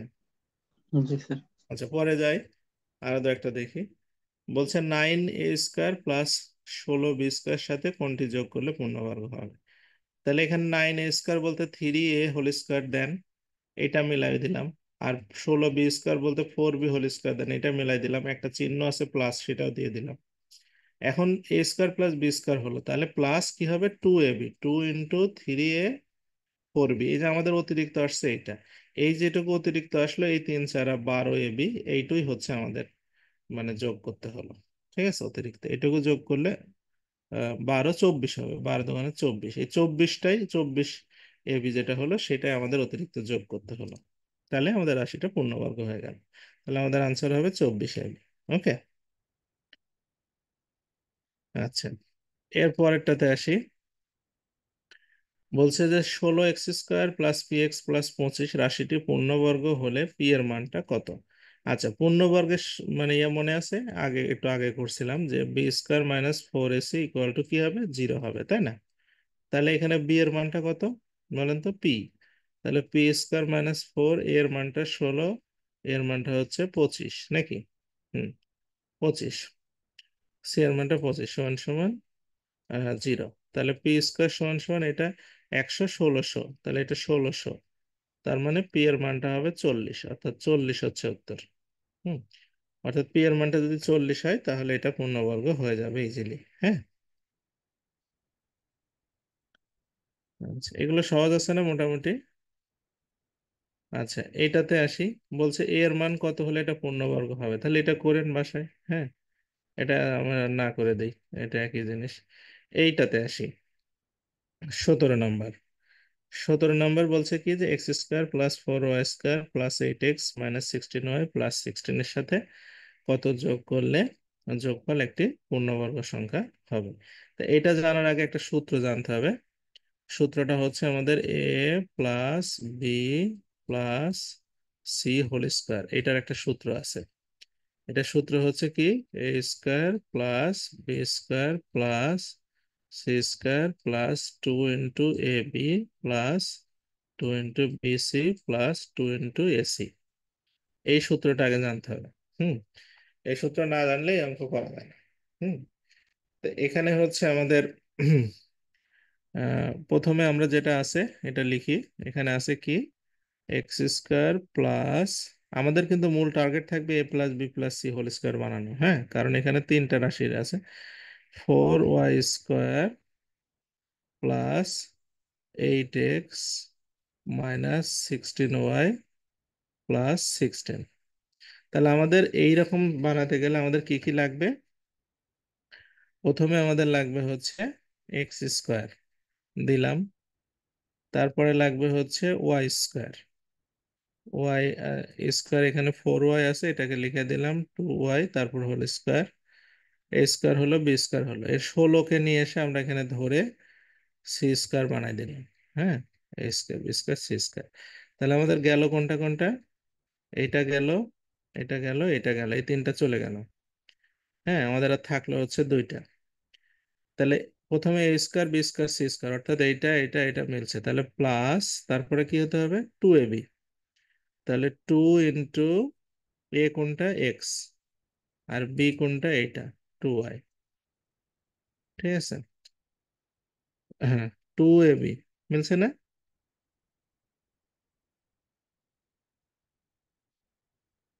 আচ্ছা, এরপরে আসি হচ্ছে, হ্যাঁ, তারপরে আমাদের এটা চলে গেল, এবার 2bc কথায় আসি। প্লাস, প্লাস 2bc, বি বলতে কোনটা? বি বলতে 2y, আর সি বলতে কোনটা 4। হ্যাঁ, এরপরে আসি প্লাস 2ac, এসি বলতে কোনটা? এ বলতে হচ্ছে এক্স, আর সি বলতে হচ্ছে 4, এসি। হ্যাঁ শাহিন। স্যার ওই যে হচ্ছে 8x যে মিলালেন 2xy, ওটা স্কোয়ার হবে না স্যার? কোনটা? স্যার ওই যে হচ্ছে 8x মিলালেন, হ্যাঁ, ওটা 2x হচ্ছে 2y দিলেন, ওটা তো স্কোয়ার হবে না স্যার? না তাছাড়া না, তো 8 স্কোয়ার মিলতেছে। না না না না, ওইটা না, ওইটা না। আমি বলতেছি এখানে হচ্ছে, তাহলে তাহলে আমাদের কথা হচ্ছে a² মিলছে, b² মিলছে, c² মিলছে। আচ্ছা, এখানে আছে 8x, 8xটা কোথায় পাবো? এই যে এইটাতে পাবো। 8x, চার দোকানে 8x। হ্যাঁ, মিলে গেছে। এই 16 চলে গেছে। এই -16y কোথায় আছে আমাদের? এটা আগে দেখতে হবে। -16y কোথায় আছে এখানে? এই যে এখানে দেখেন 4 দোকানে 8, 8 দোকানে 16। খেয়াল করেন, তো এখানে কিন্তু +16y হয়ে গেছে, সূত্রের খাতিরে আমাদের +16y হয়ে গেছে। কিন্তু আসলে আমাদের অরিজিনাল লাগবে কি -16y। তাহলে আমরা যে কোনো একটা সামনে আগে মাইনাস নিতে হবে। হ্যাঁ, তাহলে কোনটার সামনে মাইনাস নেবে? এখানে তিনটা শব্দ আছে, একটা 4 আছে, একটা 2 আছে, 2 আছে, এই 2 তো সূত্রের 2, এটার আগে মাইনাস নেওয়ার সুযোগ নেই। তাহলে আমরা 2y এর সামনে একটা মাইনাস নিব। হুম। বলতে পারেন স্যার 4-এর সামনে মাইনাস নিতে পারেন। 4-এর সামনে মাইনাস নিলে তো আমার মানে সমস্যা, কারণ 4-এর সামনে মাইনাস নিলে এটা আবার চেঞ্জ হয়ে যাবে নিচেরটা। হ্যাঁ, নিচেরটা চেঞ্জ হয়ে যাবে, নিচেরটাতে এই টেক্সই থাকতে হবে। তাহলে এটা গেল হচ্ছে 2y, এখানেও তাহলে 2y এর সামনে মাইনাস চলে আসবে, যেখানে যেখানে 2y আছে সেখানে সেখানে মাইনাস চলে আসবে। তাহলে আমাদের দেখেন এই 16xy মিলে গেল। অতিরিক্ত আসলো কোনটা? অতিরিক্ত কোনটা আসলো? হ্যাঁ, কথা কি বুঝতে পারছেন?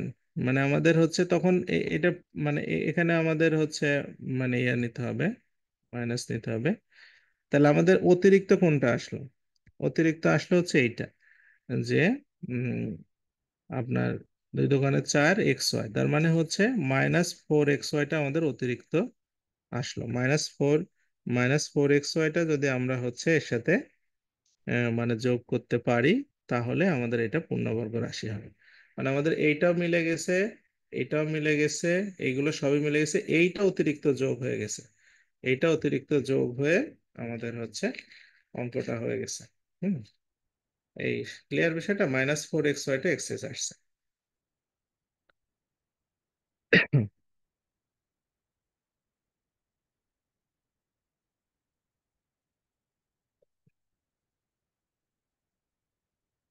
আচ্ছা, তো এই টাইপের যেগুলো আছে আরো দুই তিনটা আছে, এগুলো একটু নিজে করে নেবেন একই অঙ্ক। আমি বারবার, আমি 22 নম্বরে যাই। 22 নম্বরে একটু জটিলতা আছে, এগুলো পারবেন, সমস্যা নেই। 22 নম্বরে এসে বলছে কি, যে 2x/y এর সাথে কত যোগ করলে হচ্ছে আপনার পূর্ণবর্গ সংখ্যা হবে। তা 2x/y এর সাথে স্কোয়ারও নাই, কিছুই নাই, কিচ্ছু কিন্তু নাই। তো 2x/y এরকম যদি থাকে, মানে শুধু থাকে xy কিছুই নাই, 2 আছে xy, তাহলে আপনি মনে করবেন যে এটা আসলে 2/xy এইভাবে আছে। তার মানে 2a, আর এটা হবে এখানে 1 নিলে হবে b। হ্যাঁ, তার মানে 2ab টা দেওয়া আছে। তাহলে আমার ডানে বায়ে যোগ করতে হবে। তাহলে আমরা জানি প্রথমে কি করতে হবে, এক্স স্কোয়ার, মানে এক্স স্কোয়ার বলতে এখানে x/y এটা whole square, x² plus 2ab plus b²। হুম, বুঝতে পারছেন বিষয়টা কি? তাহলে আমাদের সূত্রটা হয়ে যাবে। তাহলে আমরা অতিরিক্ত যোগ করলাম কোনটা কোনটা, অতিরিক্ত যোগ করলাম হচ্ছে এই x/y এটা হোল স্কোয়ার, আর ওখানে যোগ করলাম হচ্ছে 1।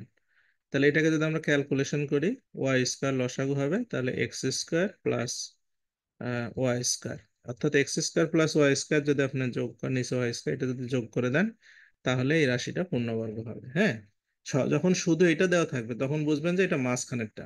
হুম, মানে মাঝখানে একটা দেওয়া আছে, আমাকে ডানে বায়ে এটা মিলাতে হবে। হ্যাঁ, তাহলে এখানে ভাঙে ফেললেন, তাহলে 2ab, অর্থাৎ এটা a, এটা হচ্ছে b, তাহলে এটা a² এটা b², এই দুইটা যোগ করতেছে, এই দুইটা যোগ করে দেখবেন কি হয়, তাহলে উত্তর হয়ে যাবে। হ্যাঁ, ঠিক আছে। আচ্ছা, এরপরেরটা আছে যেমন, এটা দেখেন, এটাতে দেওয়া আছে x² by y² plus 2x, এটার সাথে কত যোগ করতে হবে? খালি 1 যোগ করলে কিন্তু হবে, একটু আগে করলাম, শুধু 1 যোগ করলে কিন্তু হয়ে যাবে।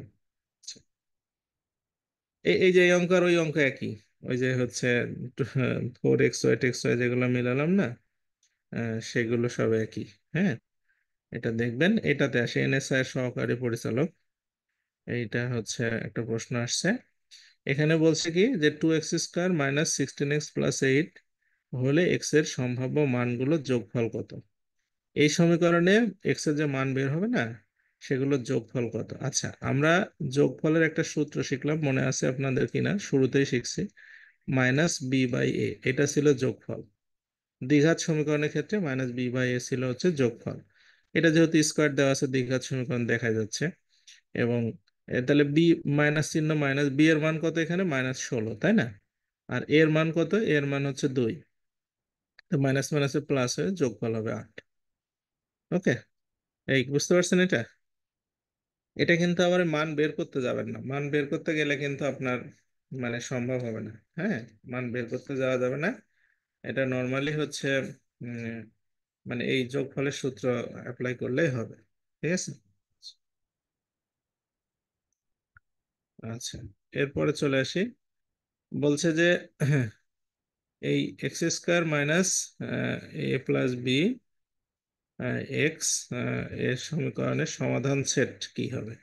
হ্যাঁ, এটা এটা সমাধান করলে কি উত্তর হবে আর কি, এই সমীকরণ সমাধান যদি আপনি করেন তাহলে কি উত্তর হবে। তাই আমরা জানি যে সমীকরণ কেমন হয়, এখানে x² থাকে, একটা মাইনাস চিহ্ন থাকে, মূলদয়ের যোগফল এখানে, মূলদয়ের যোগফল এখানে থাকে, গুণফল থাকে এখানে। তাহলে মূল একটা এ একটা বি, যোগফল তো আছেই, আর এই দুইটা গুণ করে ওখানে বসানো আছে, এই দুইটা যোগ করে মাঝখানে বসানো, তাহলে একটা এ একটা বি। তার মানে সমাধানটা হচ্ছে একটা এ একটা হচ্ছে বি। হুম, এই। আচ্ছা, এরপরটাতে আসি। বলছে x-4 x-4/x, এটা সমীকরণের সমাধান কি হবে? এটা হচ্ছে ইউনিয়ন সমাজকর্মী পদে আসছে। অনেকে মনে করে যে 1 মাস পরে এগুলোতে মানে শর্ট সাজেশনে লং চাকরি হয়ে যাবে। তো তাদের জন্য সমবেদনা। হ্যাঁ, এটা দেখেন একটু, মানে এই প্রশ্নটা দিয়েছে। হ্যাঁ, এরকম এই বাছাই করে করে ওরা ভিতর থেকে প্রশ্ন দেয়, ওই যারা দুর্নীতি করে, দু একটা প্রশ্ন যদি হাতে না পায় প্রিভিয়াস আগে থেকে, যদি এগুলো, তা কারো পক্ষে টেকা সম্ভব না। তো এখানে এটা সমাধান করব কিভাবে, এটা গুণ করে দেব, x² - 4x = x-4, তাহলে এটা x² - 4x - x + 4 = 0। তার মানে x² মাইনাস 3x না 5x প্লাস 4 ইকুয়াল টু 0। হুম।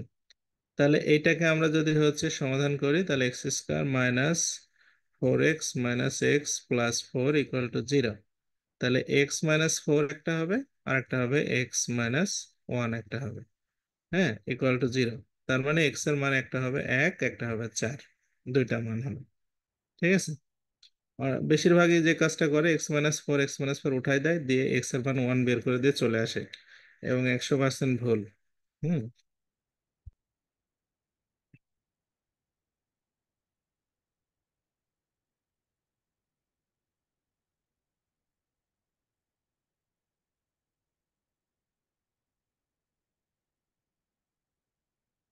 হুম, আচ্ছা,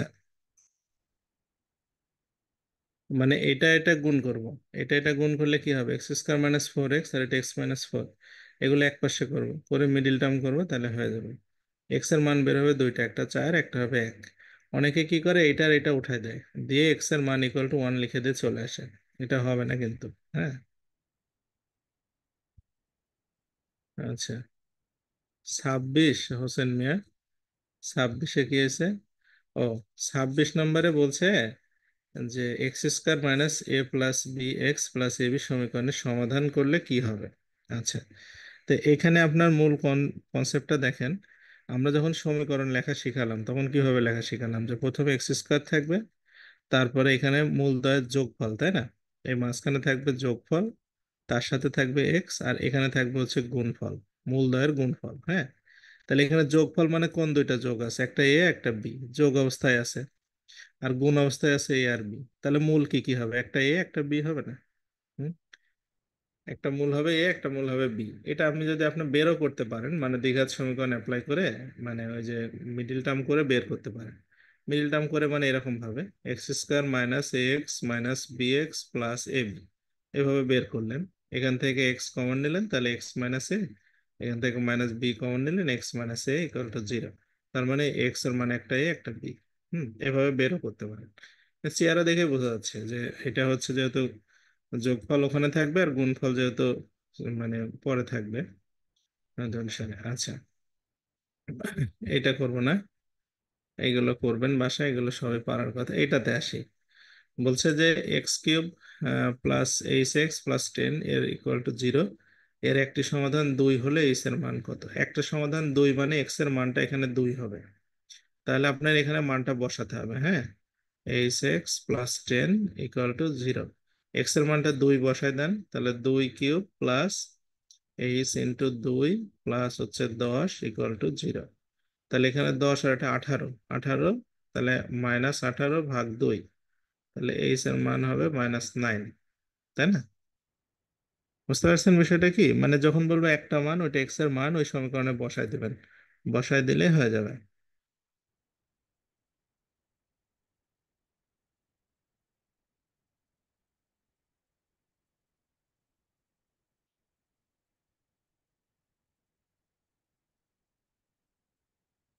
আচ্ছা, আমাদের অলমোস্ট এগুলো শেষের দিকে, মানে যেগুলো আপনাকে মানে ইয়ে করানোর মতো সেগুলো হলো শেষের দিকে। এগুলো বাসায় করলে হয়ে যাবে, এগুলো কঠিন কিছু না, একটু প্র্যাকটিস করবেন হয়ে যাবে।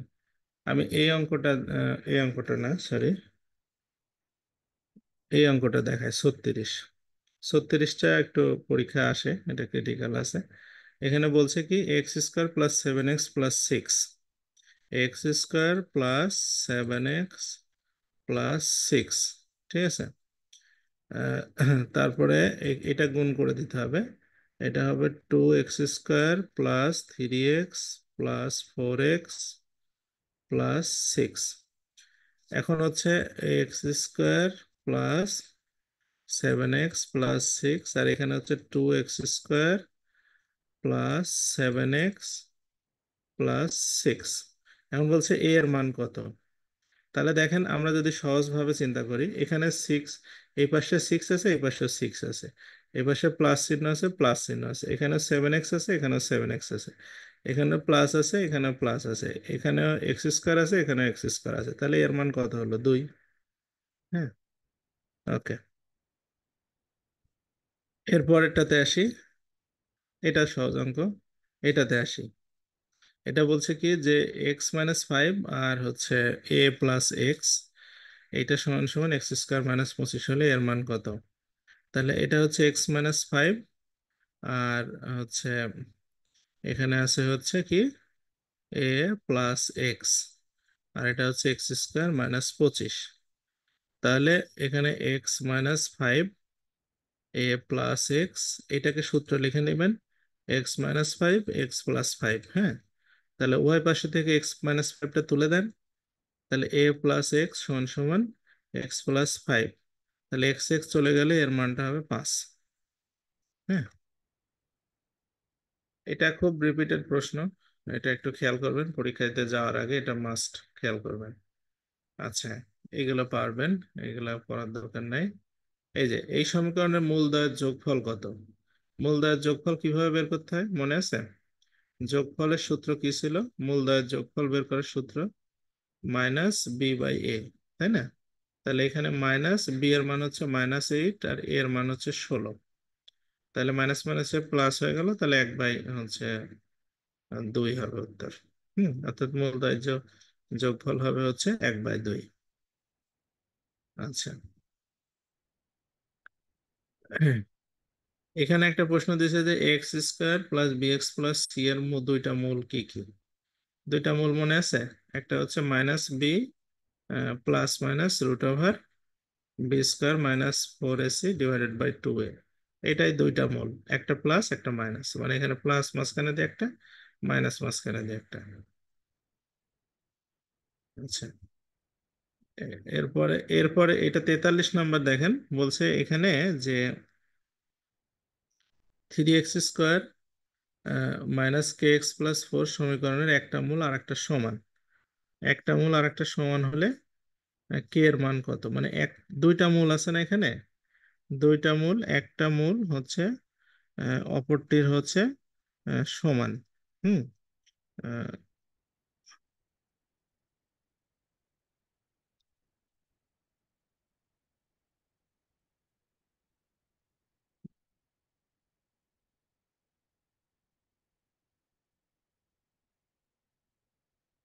এটা আমার মনে হয় একটু প্রশ্নে ভুল হয়েছে। একটা মূল অপরটির সমান হবে না, এটা অপরটির 3 গুণের সমান হতে পারে, কারণ একটা অনার্টের সমান হতে, তাহলে তো পূর্ণবর্গে চলে যাবে আমাদের। হুম একটা মূল আরেকটা মূলের 3 গুণ, অপরটির 3 গুণের সমান হবে এটা। হ্যাঁ, টাইপিং মিস্টেক হয়েছে একটু, এটা আমি টাইপিং ঠিক করে দেবো নি, অথবা আপনারা একটু লিখে নেন। এটা 3 গুণের সমান।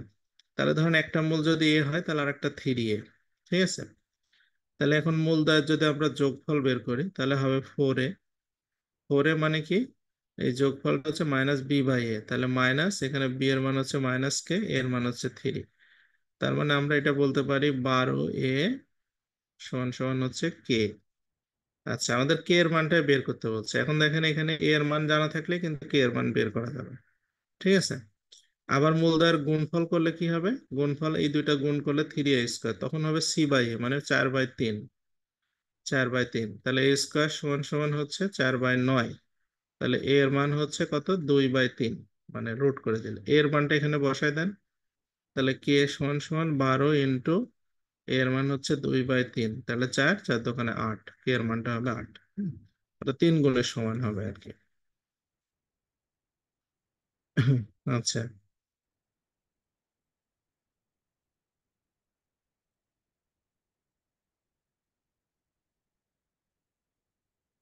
এরপরে আমাদের পরে আর একটা অঙ্ক আছে নিবন্ধন পরীক্ষার।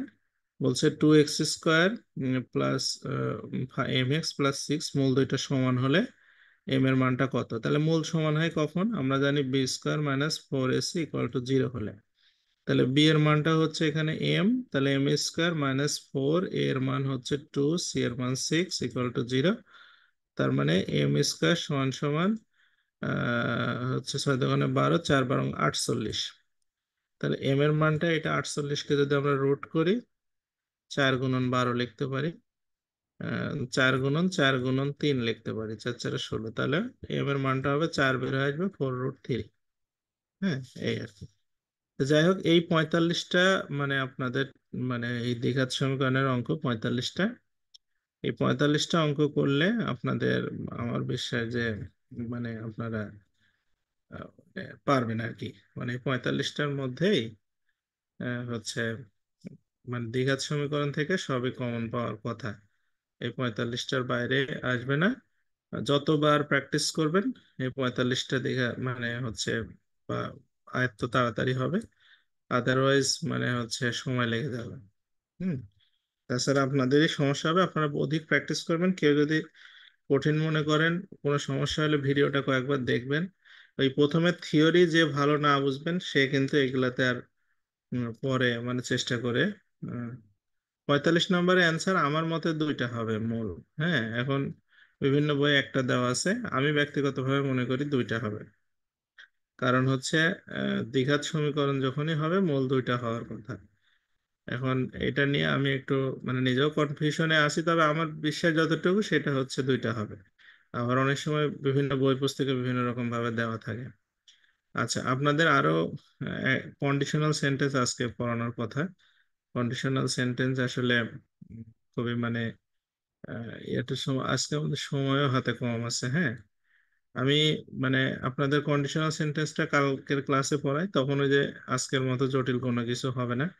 ওই সমীকরণের প্রয়োগগুলো থাকবে তো। আজকে আমরা কনস্টিটিউশনে যেগুলো আরেকটু গুরুত্বপূর্ণ সেগুলো একটু পরে আগাই ফেলি। আর কালকে আমরা কন্ডিশনাল সেন্টেন্স ইংলিশের আপনাদের একটা মুখস্থ পড়া কিছু দিব কালকে ভাবতেছি। পাশাপাশি হচ্ছে কন্ডিশনাল সেন্টেন্সটা পড়াবো। আর ওই সমীকরণের সহজ অঙ্কগুলো হচ্ছে করাই দেবো। তাহলে আমাদের সমীকরণ চ্যাপ্টার শেষ হবে। হ্যাঁ। আচ্ছা। সমীকরণ, হ্যাঁ সমীকরণের কেবল গেল কি প্রথমে হচ্ছে আপনার গেল হচ্ছে সমীকরণ, প্রথমে একঘাত যে সমীকরণের গঠন গেছে, আজকে দ্বিঘাত সমীকরণের গেল। তারপরে সমীকরণের প্রয়োগ আছে। হুম। বিভিন্ন ধরনের পাটিগণিতের মতো যে অঙ্কগুলো আছে সেগুলো হচ্ছে সমীকরণের প্রয়োগ। সেখানেও মোটামুটি 70-80টা অঙ্ক তো আছে সমীকরণের প্রয়োগ নিয়ে। তাহলে সমীকরণ মানে আপনার উম, মানে আমরা তো হচ্ছে একঘাত বিশিষ্ট না এক চলক বিশিষ্ট সমীকরণ করতে, দুই চলক সমীকরণ তো এখনো আসেনি। দুই চলক সমীকরণ কি কি আছে, যে এক্স ওয়াই এর মান বের করতে হয়। এখান থেকে শুধু এক্স এর মান বের করলেই হচ্ছে না। এখানে আমরা এতক্ষণ পর্যন্ত এক্স চলক সমীকরণে আসি, কিন্তু দুই চলক সমীকরণ এখনো যায়নি। তো যাই হোক, মানে সমীকরণ থেকে তো প্রচুর প্রশ্ন হয় আপনাদের। হুম। বীজগণিতের মান নির্ণয়, সমীকরণ উৎপাদক, আর হচ্ছে ওইটাকে কি বলে সূচক লব। এই কয়েকটা চ্যাপ্টার করতে পারলে যথেষ্ট। আর অন্যগুলো থেকে খুব একটা প্রশ্ন হয় না, এগুলো থেকে বেশি হয়। আমরা পঞ্চম ভাগে চলে আসছি। পঞ্চম ভাগ হচ্ছে আইনসভা, মানে আমাদের দেশের পার্লামেন্ট। এখান থেকে প্রচুর প্রশ্ন হচ্ছে ইদানিং, খুব মনোযোগ দিয়ে পড়বেন। বাংলাদেশের যে মানে জাতীয় সংসদ, মানে আইনসভা যেটা, তার নাম হচ্ছে জাতীয় সংসদ, ইংলিশে বলবে পার্লামেন্ট। ঠিক আছে। এই বাংলাদেশের ভিতরের যত আইন আছে, আদেশ আছে, বিধি আছে, প্রবিধান আছে, উপ আইন আছে এবং আইনের মতো যে চুক্তিগুলো আছে সেগুলো প্রণয়নের ক্ষমতা এই সংসদের। ঠিক আছে। আচ্ছা। এবং এই সংসদ গঠিত হবে কিভাবে? আহ, আঞ্চলিক নির্বাচনী এলাকা থেকে প্রত্যক্ষ নির্বাচন হবে, ভোট হবে। এই ভোটের মাধ্যমে 300 সদস্য থাকবে এবং হচ্ছে যাদের নাম হবে সংসদ সদস্য। হ্যাঁ। আর তারপরে হচ্ছে সংবিধান 2018 সালে যে সংশোধনী হয়েছে, সেই সংশোধন অনুসারে নারী সদস্য 50টা নিয়ে এই মোট হচ্ছে 350টা হচ্ছে উম, সদস্য মিলে জাতীয় সংসদ গঠিত হবে। ঠিক আছে। তো নারী সদস্যরা কিভাবে নির্বাচিত হবে বলছে যে পূর্বোক্ত সদস্য মানে সংসদ সদস্যদের দ্বারা সংসদে আনুপাতিক প্রতিনিধিত্ব পদ্ধতির ভিত্তিতে, আনুপাতিক প্রতিনিধিত্ব পদ্ধতি একটা পদ্ধতি আছে, এই পদ্ধতির ভিত্তিতে ওই ওদের ভোটে নির্বাচিত হবে। মানে সংসদ সদস্যরা এদেরকে সিলেক্ট করে থাকবে। হুম। আচ্ছা। এরপরে হচ্ছে বলছে যে সংসদ রাজধানীতে একটা সংসদের আসন থাকবে, সেটা তো আছে ঢাকায়। সংসদ সদস্য নির্বাচিত হওয়ার যোগ্যতা কি কি? আচ্ছা, আপনাদের কি মনে হয় সংবিধান যদি কেউ নাও পড়ে থাকেন, সংসদ সদস্য আর কি কি যোগ্যতা থাকতে পারে, একটা ধারণা আছে কারো? হ্যাঁ, মানে দুই একটা। এই মুজাহিদুল বলেন যে একটা সংসদ সদস্য হওয়ার কি কি যোগ্যতা লাগে।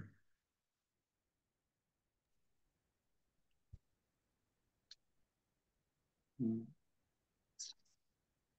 মানে একটা যোগ্যতা কি মনে নেই, কি যোগ্যতা থাকতে পারে একজন সংসদ সদস্য হওয়ার?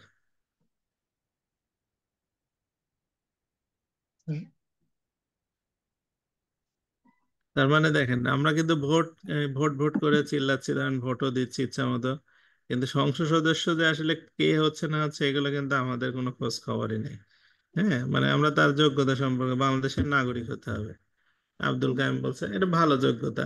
হ্যাঁ, বাংলাদেশের নাগরিক হতে হবে, 25 বছর হতে হবে। এটা এখানে কি বলছে দেখি, বলছে বাংলাদেশের নাগরিক হতে হবে এবং 25 বছর পূর্ণ হতে হবে, তাহলে সংসদ সদস্য হওয়ার যোগ্য হবে নাকি? তে কি কি কারণে অযোগ্য হবে এইটা আগে জানতে হবে। প্রথম কারণ হচ্ছে তাকে যদি কোনো আদালত থেকে পাগল বলে ঘোষণা করে, মানে অপ্রকৃতস্থ, অর্থাৎ মেন্টালি আনসাউন্ড, সে ঠিক নেই। তারপরে হচ্ছে দেউলিয়া, যদি সে কোনো সরকার আদালতের মাধ্যমে দেউলিয়া হয়ে যায় এবং সেটার থেকে অব্যাহতি লাভ না করে। মনে করেন দেউলিয়া হলো এসএলএম গ্রুপ, এখন তাদেরকে টাকা পয়সা পরিশোধ যতটুকু পারে করবে, না পারে আদালত থেকে সার্টিফিকেট দেবে যে তার আর কোনো দায় দেনা নাই, এরকম হওয়া লাগবে। তারপরে তিনি যদি বিদেশি রাষ্ট্রের নাগরিকত্ব অর্জন করে কিংবা বিদেশি রাষ্ট্রের প্রতি আনুগত্য প্রদর্শন করে। কেউ যদি বিদেশি রাষ্ট্রের নাগরিকত্ব অর্জন করে ফেলে সে আর এমপি হতে পারবে না। হুম, মানে বিদেশি রাষ্ট্রের কোনোভাবে সিটিজেন হওয়া যাবে না। তারপরে কি হতে পারে, বলছে নৈতিক স্থলনজনিত কোনো ফৌজদারি অপরাধে যদি দণ্ডিত হয় এবং 2 বছর কারাদণ্ডে দণ্ডিত হয়, তার 2 বছর হয়ে গেছে, তার জেলও খাটছে, জেল থেকে বের হওয়ার পরে 5 বছর সময় না পার হয়, তাহলে সে ভোটে দাঁড়াতে পারবে না। তারপর নৈতিক স্থলনজনিত কারণ কি কি হতে পারে, ঘুষ, দুর্নীতি, অসদাচরণ, নারী কেলেঙ্কারি থেকে শুরু করে অন্যান্য যে কোনো তার নীতি নৈতিকতার যে বহির্ভূত যে কাজ, সেগুলোর কারণে যদি সে জেল খাটে, মিনিমাম কয় বছর, মানে হচ্ছে, মানে 2 বছর যদি কারাদণ্ডে দণ্ডিত হয়, তারপরে হচ্ছে 2 বছরের নিচে হলে হচ্ছে সমস্যা নাই। এবং যে জেল খাটে, জেল খাটার পরে বের হওয়ার পরে আবার কিন্তু 5 বছর ওয়েট করতে হবে, তাছাড়া সে ভোটে দাঁড়াতে পারবে না। তারপরে 1972 সালে যে যোগ সাজসকারী ট্রাইব্যুনাল আছে, সংবিধানের এই ধারা দেখবেন আর থাকবে না, 2-1 দিনের মধ্যে সংশোধন হয়ে যাবে। 1972 সালে যাদের ট্রাইব্যুনালে যারা যোগ সাজসকারী কোলাবোরেটরস আইনে দোষী, তারা ভোটে দাঁড়াতে পারবে না। হ্যাঁ, তারপরে হচ্ছে কি, আইনের দ্বারা পদাধিকারীকে অযোগ্য ঘোষণা করতেছে না এমন পদ ব্যতীত প্রজাতন্ত্রের কর্মে লাভজনক পদে অধিষ্ঠিত থাকেন। এখন প্রজাতন্ত্রের কর্মে কিছু কিছু পদ আছে যেগুলোকে বলা হয় লাভজনক পদ। হুম, লাভজনক পদ বিষয়গুলো কি রকম, যেমন আমরা লাভজনক পদে চাকরি করি, মানে সরকারি চাকরি করা কে আমরা লাভজনক পদ হিসেবে বিবেচনা করি। কিন্তু দেখেন সরকারি চাকরি থেকে রিটায়ারমেন্ট হওয়ার পরে কিন্তু এমপি হয়েছে, তারপরে সরকারি চাকরি থেকে রিটায়ারমেন্ট হওয়ার পর রাষ্ট্রপতি হয়েছে, বর্তমানে তিনি কর্মরত আছে। তো এখানে বলছে আইনের দ্বারা পদাধিকারীকে অযোগ্য ঘোষণা করিতেছে না এমন পদ ব্যতীত। এখন কথা হচ্ছে কোনটা লাভজনক পদ বা কোনটা লাভজনক পদ না, এটা কিভাবে আমরা বুঝবো? এটা বোঝার উপায় হচ্ছে আইন, আইন যেটা বলবে সেই অনুসারে আইন এইভাবে বলা থাকবে। যেমন যখন শাহাবুদ্দিন বর্তমানে যিনি রাষ্ট্রপতি, উনি যখন রাষ্ট্রপতি হলেন, তখন কিন্তু কোর্টে একটা মানে রিট হয়েছিল এরকম, যে তিনি তো আগে দুদকের কর্মচারী ছিল, তো সে কিভাবে, সে তো লাভজনক পদে আছে, তাহলে কিভাবে সে রাষ্ট্রপতি হলো, এরকম একটা কথা উঠছিল। তো পরবর্তীতে এটা কোর্ট থেকে বলছে যে না, সে কোনো লাভজনক পদ হিসেবে বিবেচনা করা যাবে না এটাকে। তো এরকম ধরেন যে এটা কোনটা লাভজনক পদ কোনটা লাভজনক পদ না, এটা যদি কনফিউশন থাকে তাহলে কি হবে, সেটা কোর্ট ঠিক করে দেবে। আর কোনো আইনের দ্বারা যদি সে অযোগ্য হয়, এমন কোনো আইন আছে যে যৌতুক নিলে ভোটে দাঁড়াতে পারবে না, এরকম হতেও পারে।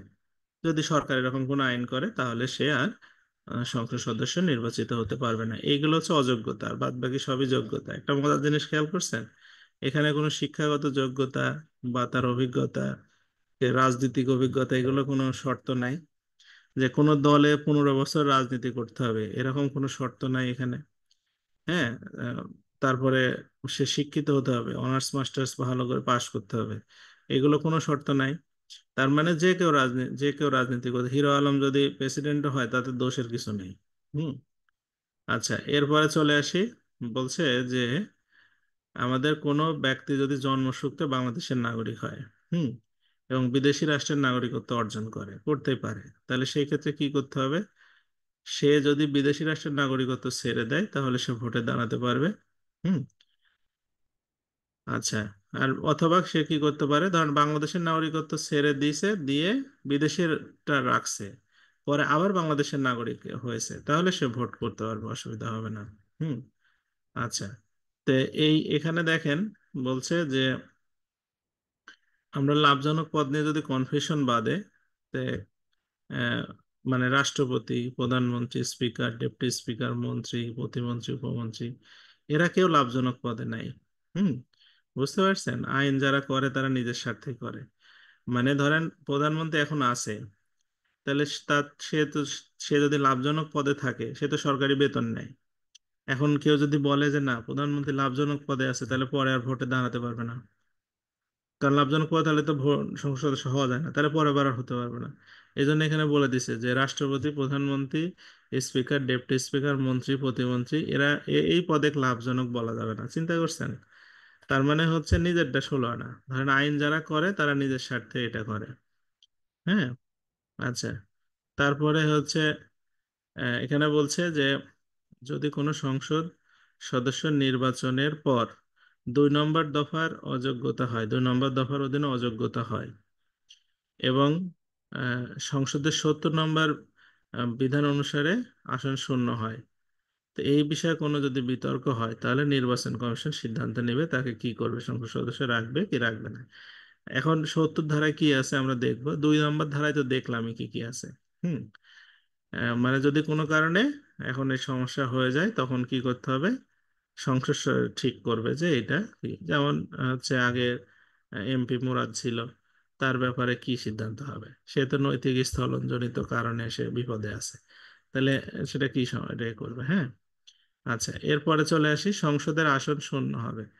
একজন এমপি হয়েছে কিন্তু তার সিট ভ্যাকেন্ট হয়ে যাবে কি কি কারণে, যদি সে নির্বাচন হওয়ার পরে যেদিন প্রথম সংসদের বৈঠক হবে, হ্যাঁ, সেখান থেকে তিনি যদি 90 দিনের মধ্যে যদি শপথ না নেয়, হুম, এবং ঘোষণাপত্রে স্বাক্ষর না করে, তাহলে এই 90 দিন পার হওয়ার পূর্বে, ঠিক আছে, তার কি হবে, আহ, হচ্ছে যদি সে আবেদন করে বা সে যদি কোনো এমন গুরুতর সমস্যা থাকে স্পিকারের কাছে আবেদন করে, সেটা ভিন্ন বিষয়।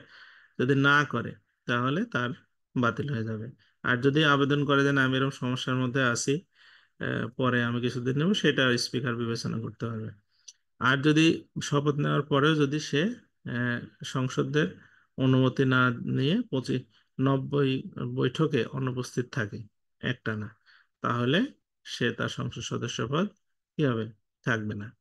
আর যদি সংসদ ভেঙে যায়, যেরকম যে ঘটনাগুলো ঘটলো, সেটা হলে থাকবে না।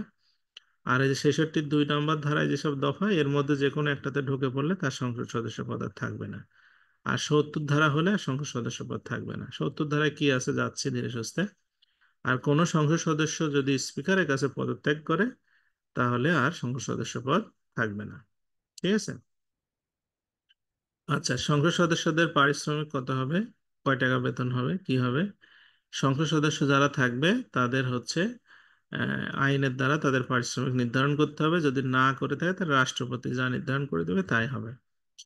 কেউ যদি শপথ গ্রহণ করার পূর্বে ভোট দেয়, এর মানে কি, সংসদে দেখবেন ভোট হয়, যে প্রস্তাবে যারা পক্ষে আছেন না বলুন হ্যাঁ বলুন এরকম ভোট হয়।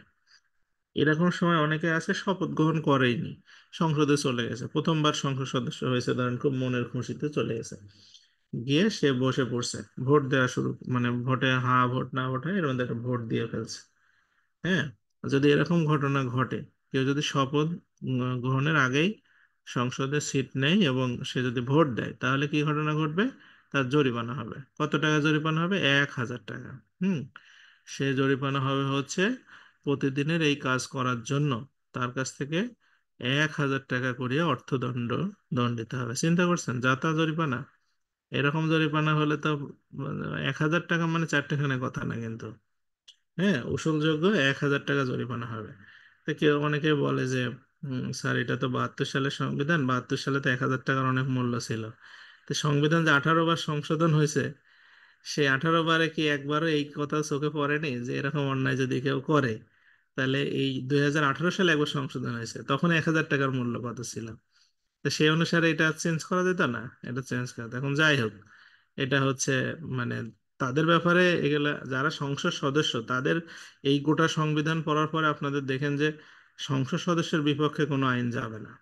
কোনো আইনই যাবে না। আচ্ছা, এরপরে আসি। বলছে রাজনৈতিক দল হতে পদত্যাগ বা দলের বিপক্ষে ভোট দান। এখন ধরেন কেউ একটা রাজনৈতিক দলে আছে, আওয়ামী লীগ বা বিএনপি কোনো দলে আছে, সে দল থেকে নির্বাচন করেছে, নির্বাচনে করে নির্বাচিত হয়েছে। হওয়ার পরে সে যদি ওই দলের বিপক্ষে ভোট দেয়, এরকম হতেই পারে যে একটা সংসদে প্রস্তাব আনা হলো, যেমন ধরেন এই যে তত্ত্বাবধায়ক সরকারের যে প্রস্তাব নিয়ে আসছিল বাতিল করার, শেখ হাসিনা, সেটা হচ্ছে কততম সংশোধনের মধ্যে পঞ্চদশ। তখন কিন্তু আওয়ামী লীগের সকল এমপি ওই প্রস্তাবের পক্ষে ভোট দিবে। হ্যাঁ, কেন পক্ষে ভোট দিবে? সংবিধানে বলা আছে যে ওই প্রস্তাবের বিপক্ষে যদি কেউ ভোট দেয়, তাহলে তার সংসদ সদস্য পদ বাতিল হবে। মানে তার দল যেদিকে থাকবে সেই দিকেই থাকতে হবে। তার দল যেদিকে থাকে সেদিকে, সেইটা প্রস্তাব অন্যায় হোক, ন্যায় হোক, বা বিল ভালো মন্দ হোক, যাই হোক, যদি সে ভোট দিতে পারে, তার বিপক্ষে যদি সে ভোট দেয়, তাহলে কি হবে? ভোট দিলে আহ, মানে তার সংসদ সদস্য পদ কি হবে? বাতিল হবে। আবার ধরেন কেউ বিএনপি থেকে ইলেকশন করে সংসদ সদস্য হয়েছে, সে যদি ওই দল থেকে পদত্যাগ করে, তাহলে তার সংসদ সদস্য পদ চলে যাবে, মানে দলেই থাকতে হবে তাকে। ঠিক আছে? আচ্ছা, বুঝতে পারছেন বিষয়টা কি? এটা যে 70 ধারা বললাম না, 70 ধারার কারণে কত ঝামেলা হতে পারে, এগুলো এই সরকার এই ধারা মনে হয় তুলে দেবে, এরকম আলোচনা চলছে যে এরকম স্টুপিড ধারা রাখা যাবে না। কিন্তু এই ধারাটা আমাদের দেশের মতো দেশে খুব জরুরি। হুম কারণ আমাদের দেশের মতো ধরেন দেশে যে পোল্টিবাজ রাজনীতিবিদ, এরা এই ধারা না থাকলে দলের সাথেও থাকবে না, একটা সরকার 5 বছর চলবে না। কোনো সরকারই 5 বছর চলবে না। ওই যখনই দেশে কোনো একটা বিল নিয়ে আসতে চাইবে, তখন বলবে যে আমাকে কিছু টাকা দেন, তাছাড়া আমি বিপক্ষে ভোট দেব। এই কাজ করবে। আমাদের দেশের মানুষের চরিত্রের সাথে মিল করলে এই ধারার দরকার আছে। আচ্ছা, দ্বৈত সদস্যের বাধা। কেউ যদি ভোটে দাঁড়ায় দুই সংসদীয় এলাকা থেকে, হ্যাঁ, ধরেন মনে করেন, যেমন দেখবেন যে প্রধানমন্ত্রী যিনি হবেন আর কি, সম্ভাব্য, তিনি কিন্তু অনেক আসন থেকে ভোটে দাঁড়ায়। কারণ কি? যে কোনো একটা সিটে তাকে তো জিততেই হবে, একটা সিট মিস হয়ে গেলে তার হবে না। তো অনেক এলাকা থেকে দাঁড়াতে পারে, দাঁড়ানোর পরে সে কি হবে? মানে নির্বাচনে প্রার্থী হবে, এটা কোনো সমস্যা না। কিন্তু নির্বাচিত যদি হয়, হ্যাঁ, বা নির্বাচন শেষ হয়ে গেল, সে নির্বাচিত হলো, ধরেন অনেকগুলোতে নির্বাচিত হলো, 2টা বা 3টাতে, তখন কি করবে? সে কোনটাতে হচ্ছে এমপি হিসাবে থাকতে চায়, সেই আসনটা রেখে বাদ বাকিগুলো সে আর থাকতে চায় না, এই মর্মে একটা নির্বাচন কমিশনকে জানাতে হবে। তাহলে নির্বাচন কমিশন ওই আসনটা রেখে বাদ বাকিগুলোকে তার ভ্যাকেন্ট ঘোষণা করবে। ঠিক আছে? বুঝতে পারছেন বিষয়টা কি? আচ্ছা, এরপরে চলে আসি সংসদের অধিবেশন। সংসদের অধিবেশন কে ডাকবে? রাষ্ট্রপতি ডাকবে। ডাকবেও রাষ্ট্রপতি, স্থগিত করতে পারবে রাষ্ট্রপতি, ভেঙে দিতে পারবে রাষ্ট্রপতি। হুম আচ্ছা, তো এখানে হচ্ছে সংসদ যেদিন উম, যেদিন নির্বাচন হবে, যেদিন নির্বাচন হবে হচ্ছে সেদিন থেকে 60 দিনের মধ্যে প্রথম অধিবেশন করতে হবে। ঠিক আছে?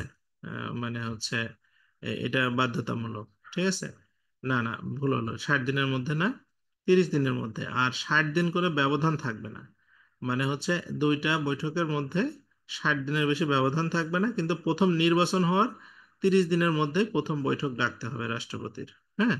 আচ্ছা, তারপরে রাষ্ট্রপতি যদি ভেঙে না দেয়, তাহলে প্রথম যেদিন বৈঠক হবে সেখান থেকে 5 বছর অতিবাহিত হলে সংসদ অটোমেটিক ভেঙে যাবে। ঠিক আছে? মানে হচ্ছে রাষ্ট্রপতি যদি পূর্বে ভেঙে না দেয়, তাহলে যেদিন প্রথম বৈঠক হবে সংসদে সেদিন থেকে 5 বছর। আচ্ছা, তারপরে যদি প্রজাতন্ত্রে কোনো কারণে যুদ্ধে থাকে, হ্যাঁ, যুদ্ধে যদি থাকে, যুদ্ধে লেগে গেল, তখন ধরেন এখন মানে হঠাৎ করে আর 2 দিন আছে সংসদের মেয়াদ, যুদ্ধ লেগে গেল, তখন কি হবে? তখন হচ্ছে যুদ্ধ মানে হলে সেই সংসদ আরো 1 বছর মানে চলতে পারবে। হুম আর যুদ্ধ যদি এর মধ্যে শেষ হয়ে যায়, ঠিক আছে, যুদ্ধ যদি এর মধ্যে শেষ হয়ে যায়, তাহলে 6 মাসের বেশি আর থাকা যাবে না। মানে ধরেন যুদ্ধ আজকে শুরু হলো, মানে হচ্ছে 2-3 দিনের মধ্যে শেষ হয়ে গেল। ঠিক আছে? সেটা তাহলে কি ম্যাক্সিমাম হচ্ছে 6 মাস তারপরেও। হ্যাঁ, আর যুদ্ধ চলতে থাকলে 1 বছর পর্যন্ত। আচ্ছা। তারপরে সংসদ হচ্ছে যদি এখন ভেঙে গেল, ধরেন ভেঙে গেল, তারপরে হচ্ছে মানে যুদ্ধ চলতেই আছে, এখন কি হবে? সংসদে ভেঙে গেছে, যুদ্ধ চলতেই আছে, তাহলে কি হবে? তাহলে রাষ্ট্রপতি আবার ওদেরকে ডাকতে পারবে, এই ক্ষমতা রাষ্ট্রপতির আছে। আচ্ছা, এরপরে আসি, সংসদে রাষ্ট্রপতি ভাষণ দিতে পারবে, বাণী দিতে পারবে, এগুলো খুব একটা ইম্পর্টেন্ট না। সংসদ সদস্য মন্ত্রীদের হচ্ছে অধিকার কি কি, সংসদের সম্পর্কে মন্ত্রীগণের অধিকার কি কি হবে? মন্ত্রীগণ সকল প্রকার কার্যাবলীতে অংশগ্রহণ করতে পারবে, বক্তৃতা দিতে পারবে, ভোট দান করতে পারবে, এগুলো তার হচ্ছে মানে অধিকার। স্পিকার আর ডেপুটি স্পিকার, এটা ইম্পর্টেন্ট। বলছে যেদিন প্রথম মানে ইলেকশনের পর যেদিন প্রথম বৈঠক হবে সেদিন কি হবে, স্পিকার এবং ডেপুটি স্পিকার সিলেক্ট করতে হবে। হ্যাঁ, একজন স্পিকার একজন ডেপুটি স্পিকার নির্বাচন করতে হবে। আর এই এই পদ যখন শূন্য হবে, তার 7 দিনের মধ্যে এটা কি করতে হবে, হচ্ছে আবার নির্বাচন করতে হবে কোনো পদ শূন্য হলে। আচ্ছা, ডেপুটি স্পিকারের পদ কিভাবে শূন্য হবে, স্পিকারের পদ কিভাবে শূন্য হবে? তিনার যদি সংসদ সদস্য পদ চলে যায় তাহলে স্পিকার পদও চলে যাবে। স্পিকার থেকে যদি কেউ মন্ত্রী হয় তাহলে তার স্পিকার পদ চলে যাবে। হ্যাঁ, আর যদি ওই যে রাষ্ট্রপতিকে যেভাবে অপসারণ করে ওইভাবে 2/3 সংখ্যাগরিষ্ঠ সদস্যের ভোটে যদি তাকে বহিষ্কার করা হয়, তাও তার সংসদ রাষ্ট্র স্পিকার পদ চলে যাবে। আর তিনি রাষ্ট্রপতির কাছে যদি পদত্যাগ করে তাহলে স্পিকার পদ চলে যাবে। হুম, ঠিক আছে।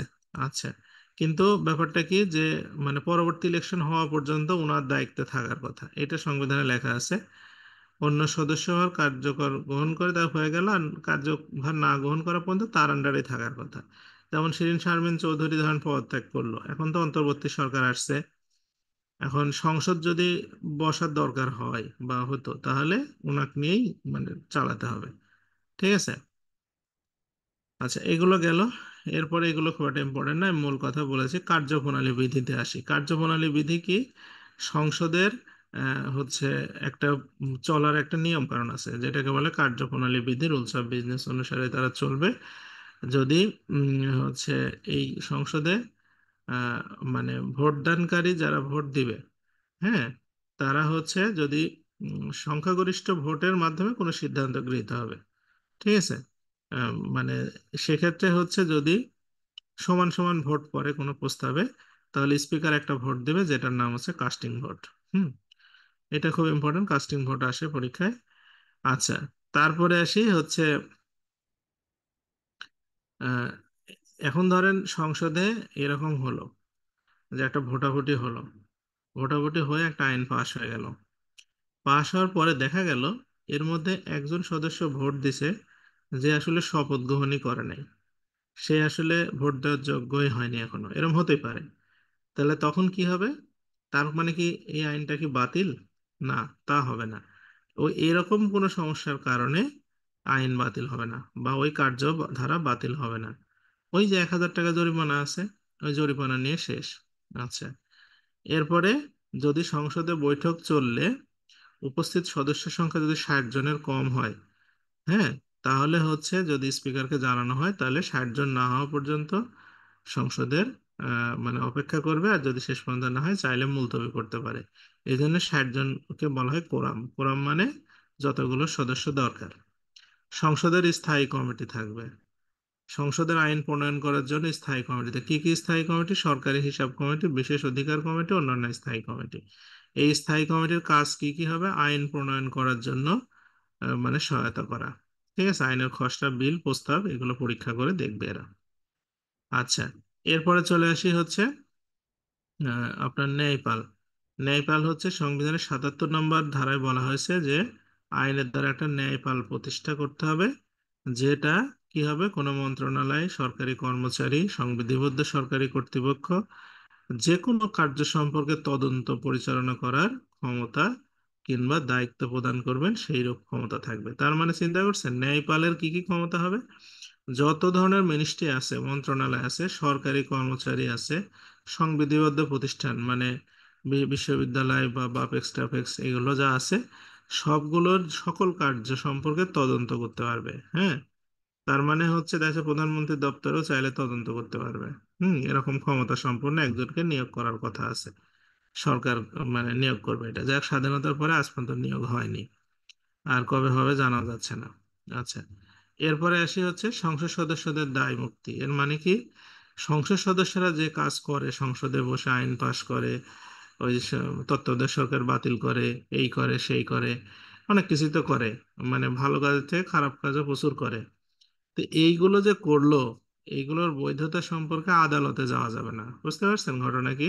তার একটা অন্যায় যদি কোনো আইন পাশ করে, তাও আপনি তথ্য প্রযুক্তি আইন একটা পাশ করছে না, তো এটার জন্য আপনি আদালতে চ্যালেঞ্জ করতে পারবেন না যে হচ্ছে এরা এইসব অকাম করলো কেন। হ্যাঁ, এটা আপনার করার ক্ষমতা নাই, ঠিক আছে? তাহলে তাহলে বুঝেন, কোনো আইনই বললাম না তাদের বিপক্ষে যাবে না। এরপরে সংসদের সচিবালয়ের কথায় আসি। সংসদের একটা সচিবালয় থাকবে, নিজস্ব একটা সচিবালয় থাকবে সংসদের। হ্যাঁ, এই সচিবালয়ে সংসদের সকল কার্যক্রম হবে। ওকে। আচ্ছা, তারপরে চলে আসি যে বলছে যে আইন কিভাবে হয়, আমাদের দেশে আইন কিভাবে হয়। আইন তৈরি করার সহজ পদ্ধতি হচ্ছে আহ, একটা আইনকে আগে প্রস্তাব আকারে মানে বিল আকারে উপস্থাপন করতে হবে। উপস্থাপন করার পরে সংসদে সেই বিলটা গৃহীত হবে, সেটা রাষ্ট্রপতির কাছে পাঠানো হবে। রাষ্ট্রপতি এটা দেখবে, দেখার পরে উনি এটা 15 দিনের মধ্যে কি করবে, সাইন করবে। যদি হচ্ছে উনি যদি মনে করে যে অর্থ বিল ব্যতীত অন্য বিলের ক্ষেত্রে পুনর্বিবেচনা করতে হয়, মানে অর্থ বিল পুনর্বিবেচনা করার কোনো দরকার নাই। রাষ্ট্রপতি যদি অন্য কোনো বিল পায়, তো তখন সেটা বিলটা পুনর্বিবেচনা যদি সে মনে করে যে না, এখানে পরিবর্তন করা দরকার, সেই পুনর্বিবেচনার মেসেজ সহ সে ফেরত পাঠাবে সংসদে। সংসদ যদি সেই মানে পুনর্বিবেচনা করে বা না করে, যেটাই করুক না কেন, সেইটা সহ আবার রাষ্ট্রপতিকে দিবে। এবার রাষ্ট্রপতি 7 দিনের মধ্যে সেই বিলে স্বাক্ষর করবে। যদি রাষ্ট্রপতি স্বাক্ষর না করে, ধরে নেওয়া হবে স্বাক্ষর করেছেন। হুম। আচ্ছা, এরপরে হচ্ছে আহ, রাষ্ট্রপতি স্বাক্ষর করুক বা না করুক, ওই সময় পার হলে সেটা আইন হয়ে যাবে। ঠিক আছে? হ্যাঁ, বুঝতে পারছেন কথা কি? আচ্ছা, অর্থ বিলে কিন্তু রাষ্ট্রপতি ফেরত পাঠানোর কোনো সুযোগ নাই, অর্থ বিলে স্বাক্ষর করতেই হবে। হুম। আচ্ছা, তাহলে অর্থ বিল আর ইয়া বিল বুঝবে কিভাবে? ওই রাষ্ট্রপতির কাছে যখন বিল যাবে, তখন ওর কর্নারে লেখা থাকবে যে এটা অর্থ বিল। ঠিক আছে? আচ্ছা, অর্থ বিল কি কি? অর্থ বিলের মধ্যে পড়বে হচ্ছে কর আরোপ, নিয়ন্ত্রণ, রদবদল, মওকুফ, এগুলা। সরকার যখন ঋণ নিবে, কোনো হচ্ছে ঋণ গ্রহণ করবে, কোনো গ্যারান্টি দিবে কোনো ঋণের, কিংবা আর্থিক দায় দায়িত্ব। তারপরে সংযুক্ত তহবিল নামে একটা তহবিল আছে আমাদের দেশে, সেই তহবিলে টাকা পয়সা রক্ষণাবেক্ষণ, সেইগুলোতে কিভাবে টাকা উত্তোলন করা হবে, সেখানে জমা দেওয়া হবে, এগুলো বিষয় আইন। এবং হচ্ছে প্রজাতন্ত্রের একটা হিসাব আছে, সরকারি হিসাব। এই সরকারি হিসাবে কি কি টাকা আসবে, কোথায় যাবে, এগুলো এবং অডিট করা। এইগুলো ছাড়াও যদি আরো কিছু বিষয় আইনের দ্বারা থাকে, সেগুলো আর কি, এগুলো অর্থ বিলের মধ্যে থাকে। হুম। আচ্ছা, তারপরে এখানে হচ্ছে যে এগুলো লাগবে না। এগুলো থেকে চলে আসি, সংসদের আইন ছাড়া কোনো কর ধরা যাবে না। আপনারা যখন ট্যাক্সে পরীক্ষা দিতে যাবেন, এই প্রশ্ন আসে। তো 83 ধারায় বলা আছে সংসদের আইন ছাড়া কোনো ধরনের কি হবে না, কর ধরা যাবে না। সংযুক্ত তহবিল আর সরকারি হিসাব, এই দুইটা বুঝতে হবে, বা এই দুইটা খুব ইম্পর্টেন্ট। সংযুক্ত তহবিল, সরকার যত ধরনের রাজস্ব পাবে, যত ধরনের ঋণ নেবে, এবং কাউকে যদি ঋণ দিয়ে থাকে, সেই ঋণ যদি আবার পরিশোধ করে, যেমন আমরা শ্রীলঙ্কাকে কিছু টাকা পয়সা দিলাম না, সেই টাকা যদি পরিশোধ করে, সেই টাকা, এগুলো সব মিলে একসাথে থাকবে, এটার নাম হচ্ছে সংযুক্ত তহবিল। তাহলে কি কি থাকবে সংযুক্ত তহবিলে? তিনটা জিনিস। একটা হচ্ছে সরকারের সকল রাজস্ব, তারপরে সকল ঋণ যদি নেয়, আর ঋণ যদি কেউ আমরা দিয়েছিলাম কাউকে, সে যদি ফেরত দেয়, এই তিনটা টাকা সংযুক্ত তহবিলে থাকবে। আর বাদ বাকি যে টাকা, সেগুলো কোথায় থাকবে? সরকারি হিসাবে থাকবে। হুম। তাহলে সরকারি হিসাবে কি কি থাকবে? সরকারি হিসাবে দেখেন বলছে যে আহ, এই রাজস্ব কিংবা সংবিধানের 84 ধারায় যেটা সংযুক্ত তহবিল, যেটা দেখে আসলাম, সেগুলো বাদে প্রজাতন্ত্রের কর্মে নিযুক্ত অন্যান্য যে অর্থগুলো প্রাপ্ত হবে, যেমন মামলা মোকদ্দমা বিষয়, অন্যান্য বিষয় থেকে যেগুলো অর্থ প্রাপ্ত হবে, সেগুলো সরকারি হিসাবে থাকবে, যেটাকে রাজস্ব বলি আমরা। হ্যাঁ। আচ্ছা, এরপরে চলে আসি হচ্ছে বার্ষিক আর্থিক বিবৃতি, এটা হচ্ছে বাজেট। সরকার 87 ধারা মোতাবেক প্রতি বছরের আয় ব্যয় সম্পর্কিত একটা বাজেট ঘোষণা করবে, যেটাকে বার্ষিক আর্থিক বিবৃতি নামে পরিচিত। ঠিক আছে, 87 ধারা এটা। এই যে সংযুক্ত তহবিল একটা তৈরি হলো, এখান থেকে কে কে টাকা পাবে? এখান থেকে টাকা পাবে হচ্ছে রাষ্ট্রপতি এবং তার দপ্তর, স্পিকার, ডেপুটি স্পিকার, সুপ্রিম কোর্টের বিচারক, মহাহিসাব নিরীক্ষক নিয়ন্ত্রক, নির্বাচন কমিশনার, সরকারি কর্ম কমিশনার এবং তাদের কর্মচারীরা পাবে। ঠিক আছে, সুদ দেওয়া যাবে, মূলধন পরিশোধ করা যাবে, এইগুলো কাজে এই টাকাগুলো ব্যয় হবে। ঠিক আছে, আচ্ছা, এইগুলো হচ্ছে আমাদের ইয়েগুলো গেল। আর একটা জিনিস আপনাদের ছোট্ট একটা জিনিস পড়াবো, এগুলো আপনাদের দরকার নেই, কারণ এগুলো অনেক ডিটেলস জিনিস লাগবে না। সেটা হচ্ছে অধ্যাদেশ। এই যে সরকার হচ্ছে আজকে একটা অধ্যাদেশ খসড়া করছে। অধ্যাদেশটা কি? যে অন্তর্বর্তী সরকার অধ্যাদেশ নামে একটা অধ্যাদেশ চালু করতে যাচ্ছে সরকার। তো এই অধ্যাদেশ আসলে কি জিনিস? যখন সংসদ থাকবে না, তখন রাষ্ট্রপতি যদি মনে করে যে দেশে ইমার্জেন্সি আছে বা কোনো পরিস্থিতি আছে যেখানে অধ্যাদেশ মানে কোনো আইন প্রণয়ন করা দরকার, তখন রাষ্ট্রপতি একটা আইন জারি করবে, যেটার নামই হচ্ছে অধ্যাদেশ। ঠিক আছে, তো যেমন এখন ধরেন সংসদ নাই, তাহলে অন্তর্বর্তী সরকার যে একটা সরকার, এটা কোন আইনের বলে আছে? তাহলে এটা অধ্যাদেশ একটা চালু হবে যে অন্তর্বর্তী সরকার নামে একটা সরকার বৈধ, এটা রাষ্ট্রপতি চালু করতে পারবে। হ্যাঁ, এই অধ্যাদেশ কিন্তু যখন সংসদ বসবে, তখন অধ্যাদেশ সংসদে পাশ করে নিতে হবে। ঠিক আছে, আইন করে নিতে হবে, তাছাড়া কিন্তু অধ্যাদেশের কোনো মূল্য থাকবে না। বুঝতে পারছেন বিষয়টা কি? 93 ধারা অনুসারে অধ্যাদেশ প্রণয়ন করা যায়। তো এইগুলো আমাদের সংসদের বিষয় টিষয়। আমরা আগামী দিন তাহলে সুপ্রিম কোর্ট থেকে পড়বো। সুপ্রিম কোর্ট থেকে মোটামুটি আজকে 93 ধারা পর্যন্ত গেল, 94 ধারা থেকে আশা করি মানে পড়ে শেষ করব। আমি যেগুলোতে টাচ করে যাচ্ছি যে বিষয়গুলো, এগুলো খুব মনোযোগ দিয়ে দেখবেন। এগুলো পড়লেই মানে কমন পড়বে আর কি। হুম, নিশ্চিত কমন পড়বে। এমসিকিউ প্রশ্নগুলো ভালো করে খেয়াল করবেন, যেগুলো ওখানে দেওয়া আছে এমসিকিউ প্রশ্ন, ডেফিনেটলি এগুলো খেয়াল করতে হবে। আর এই যে রেগুলার যে বিভিন্ন কিছু দেশে ঘটতেছে, এগুলো চোখ কান খোলা রাখবেন, এগুলোর উপরে মানে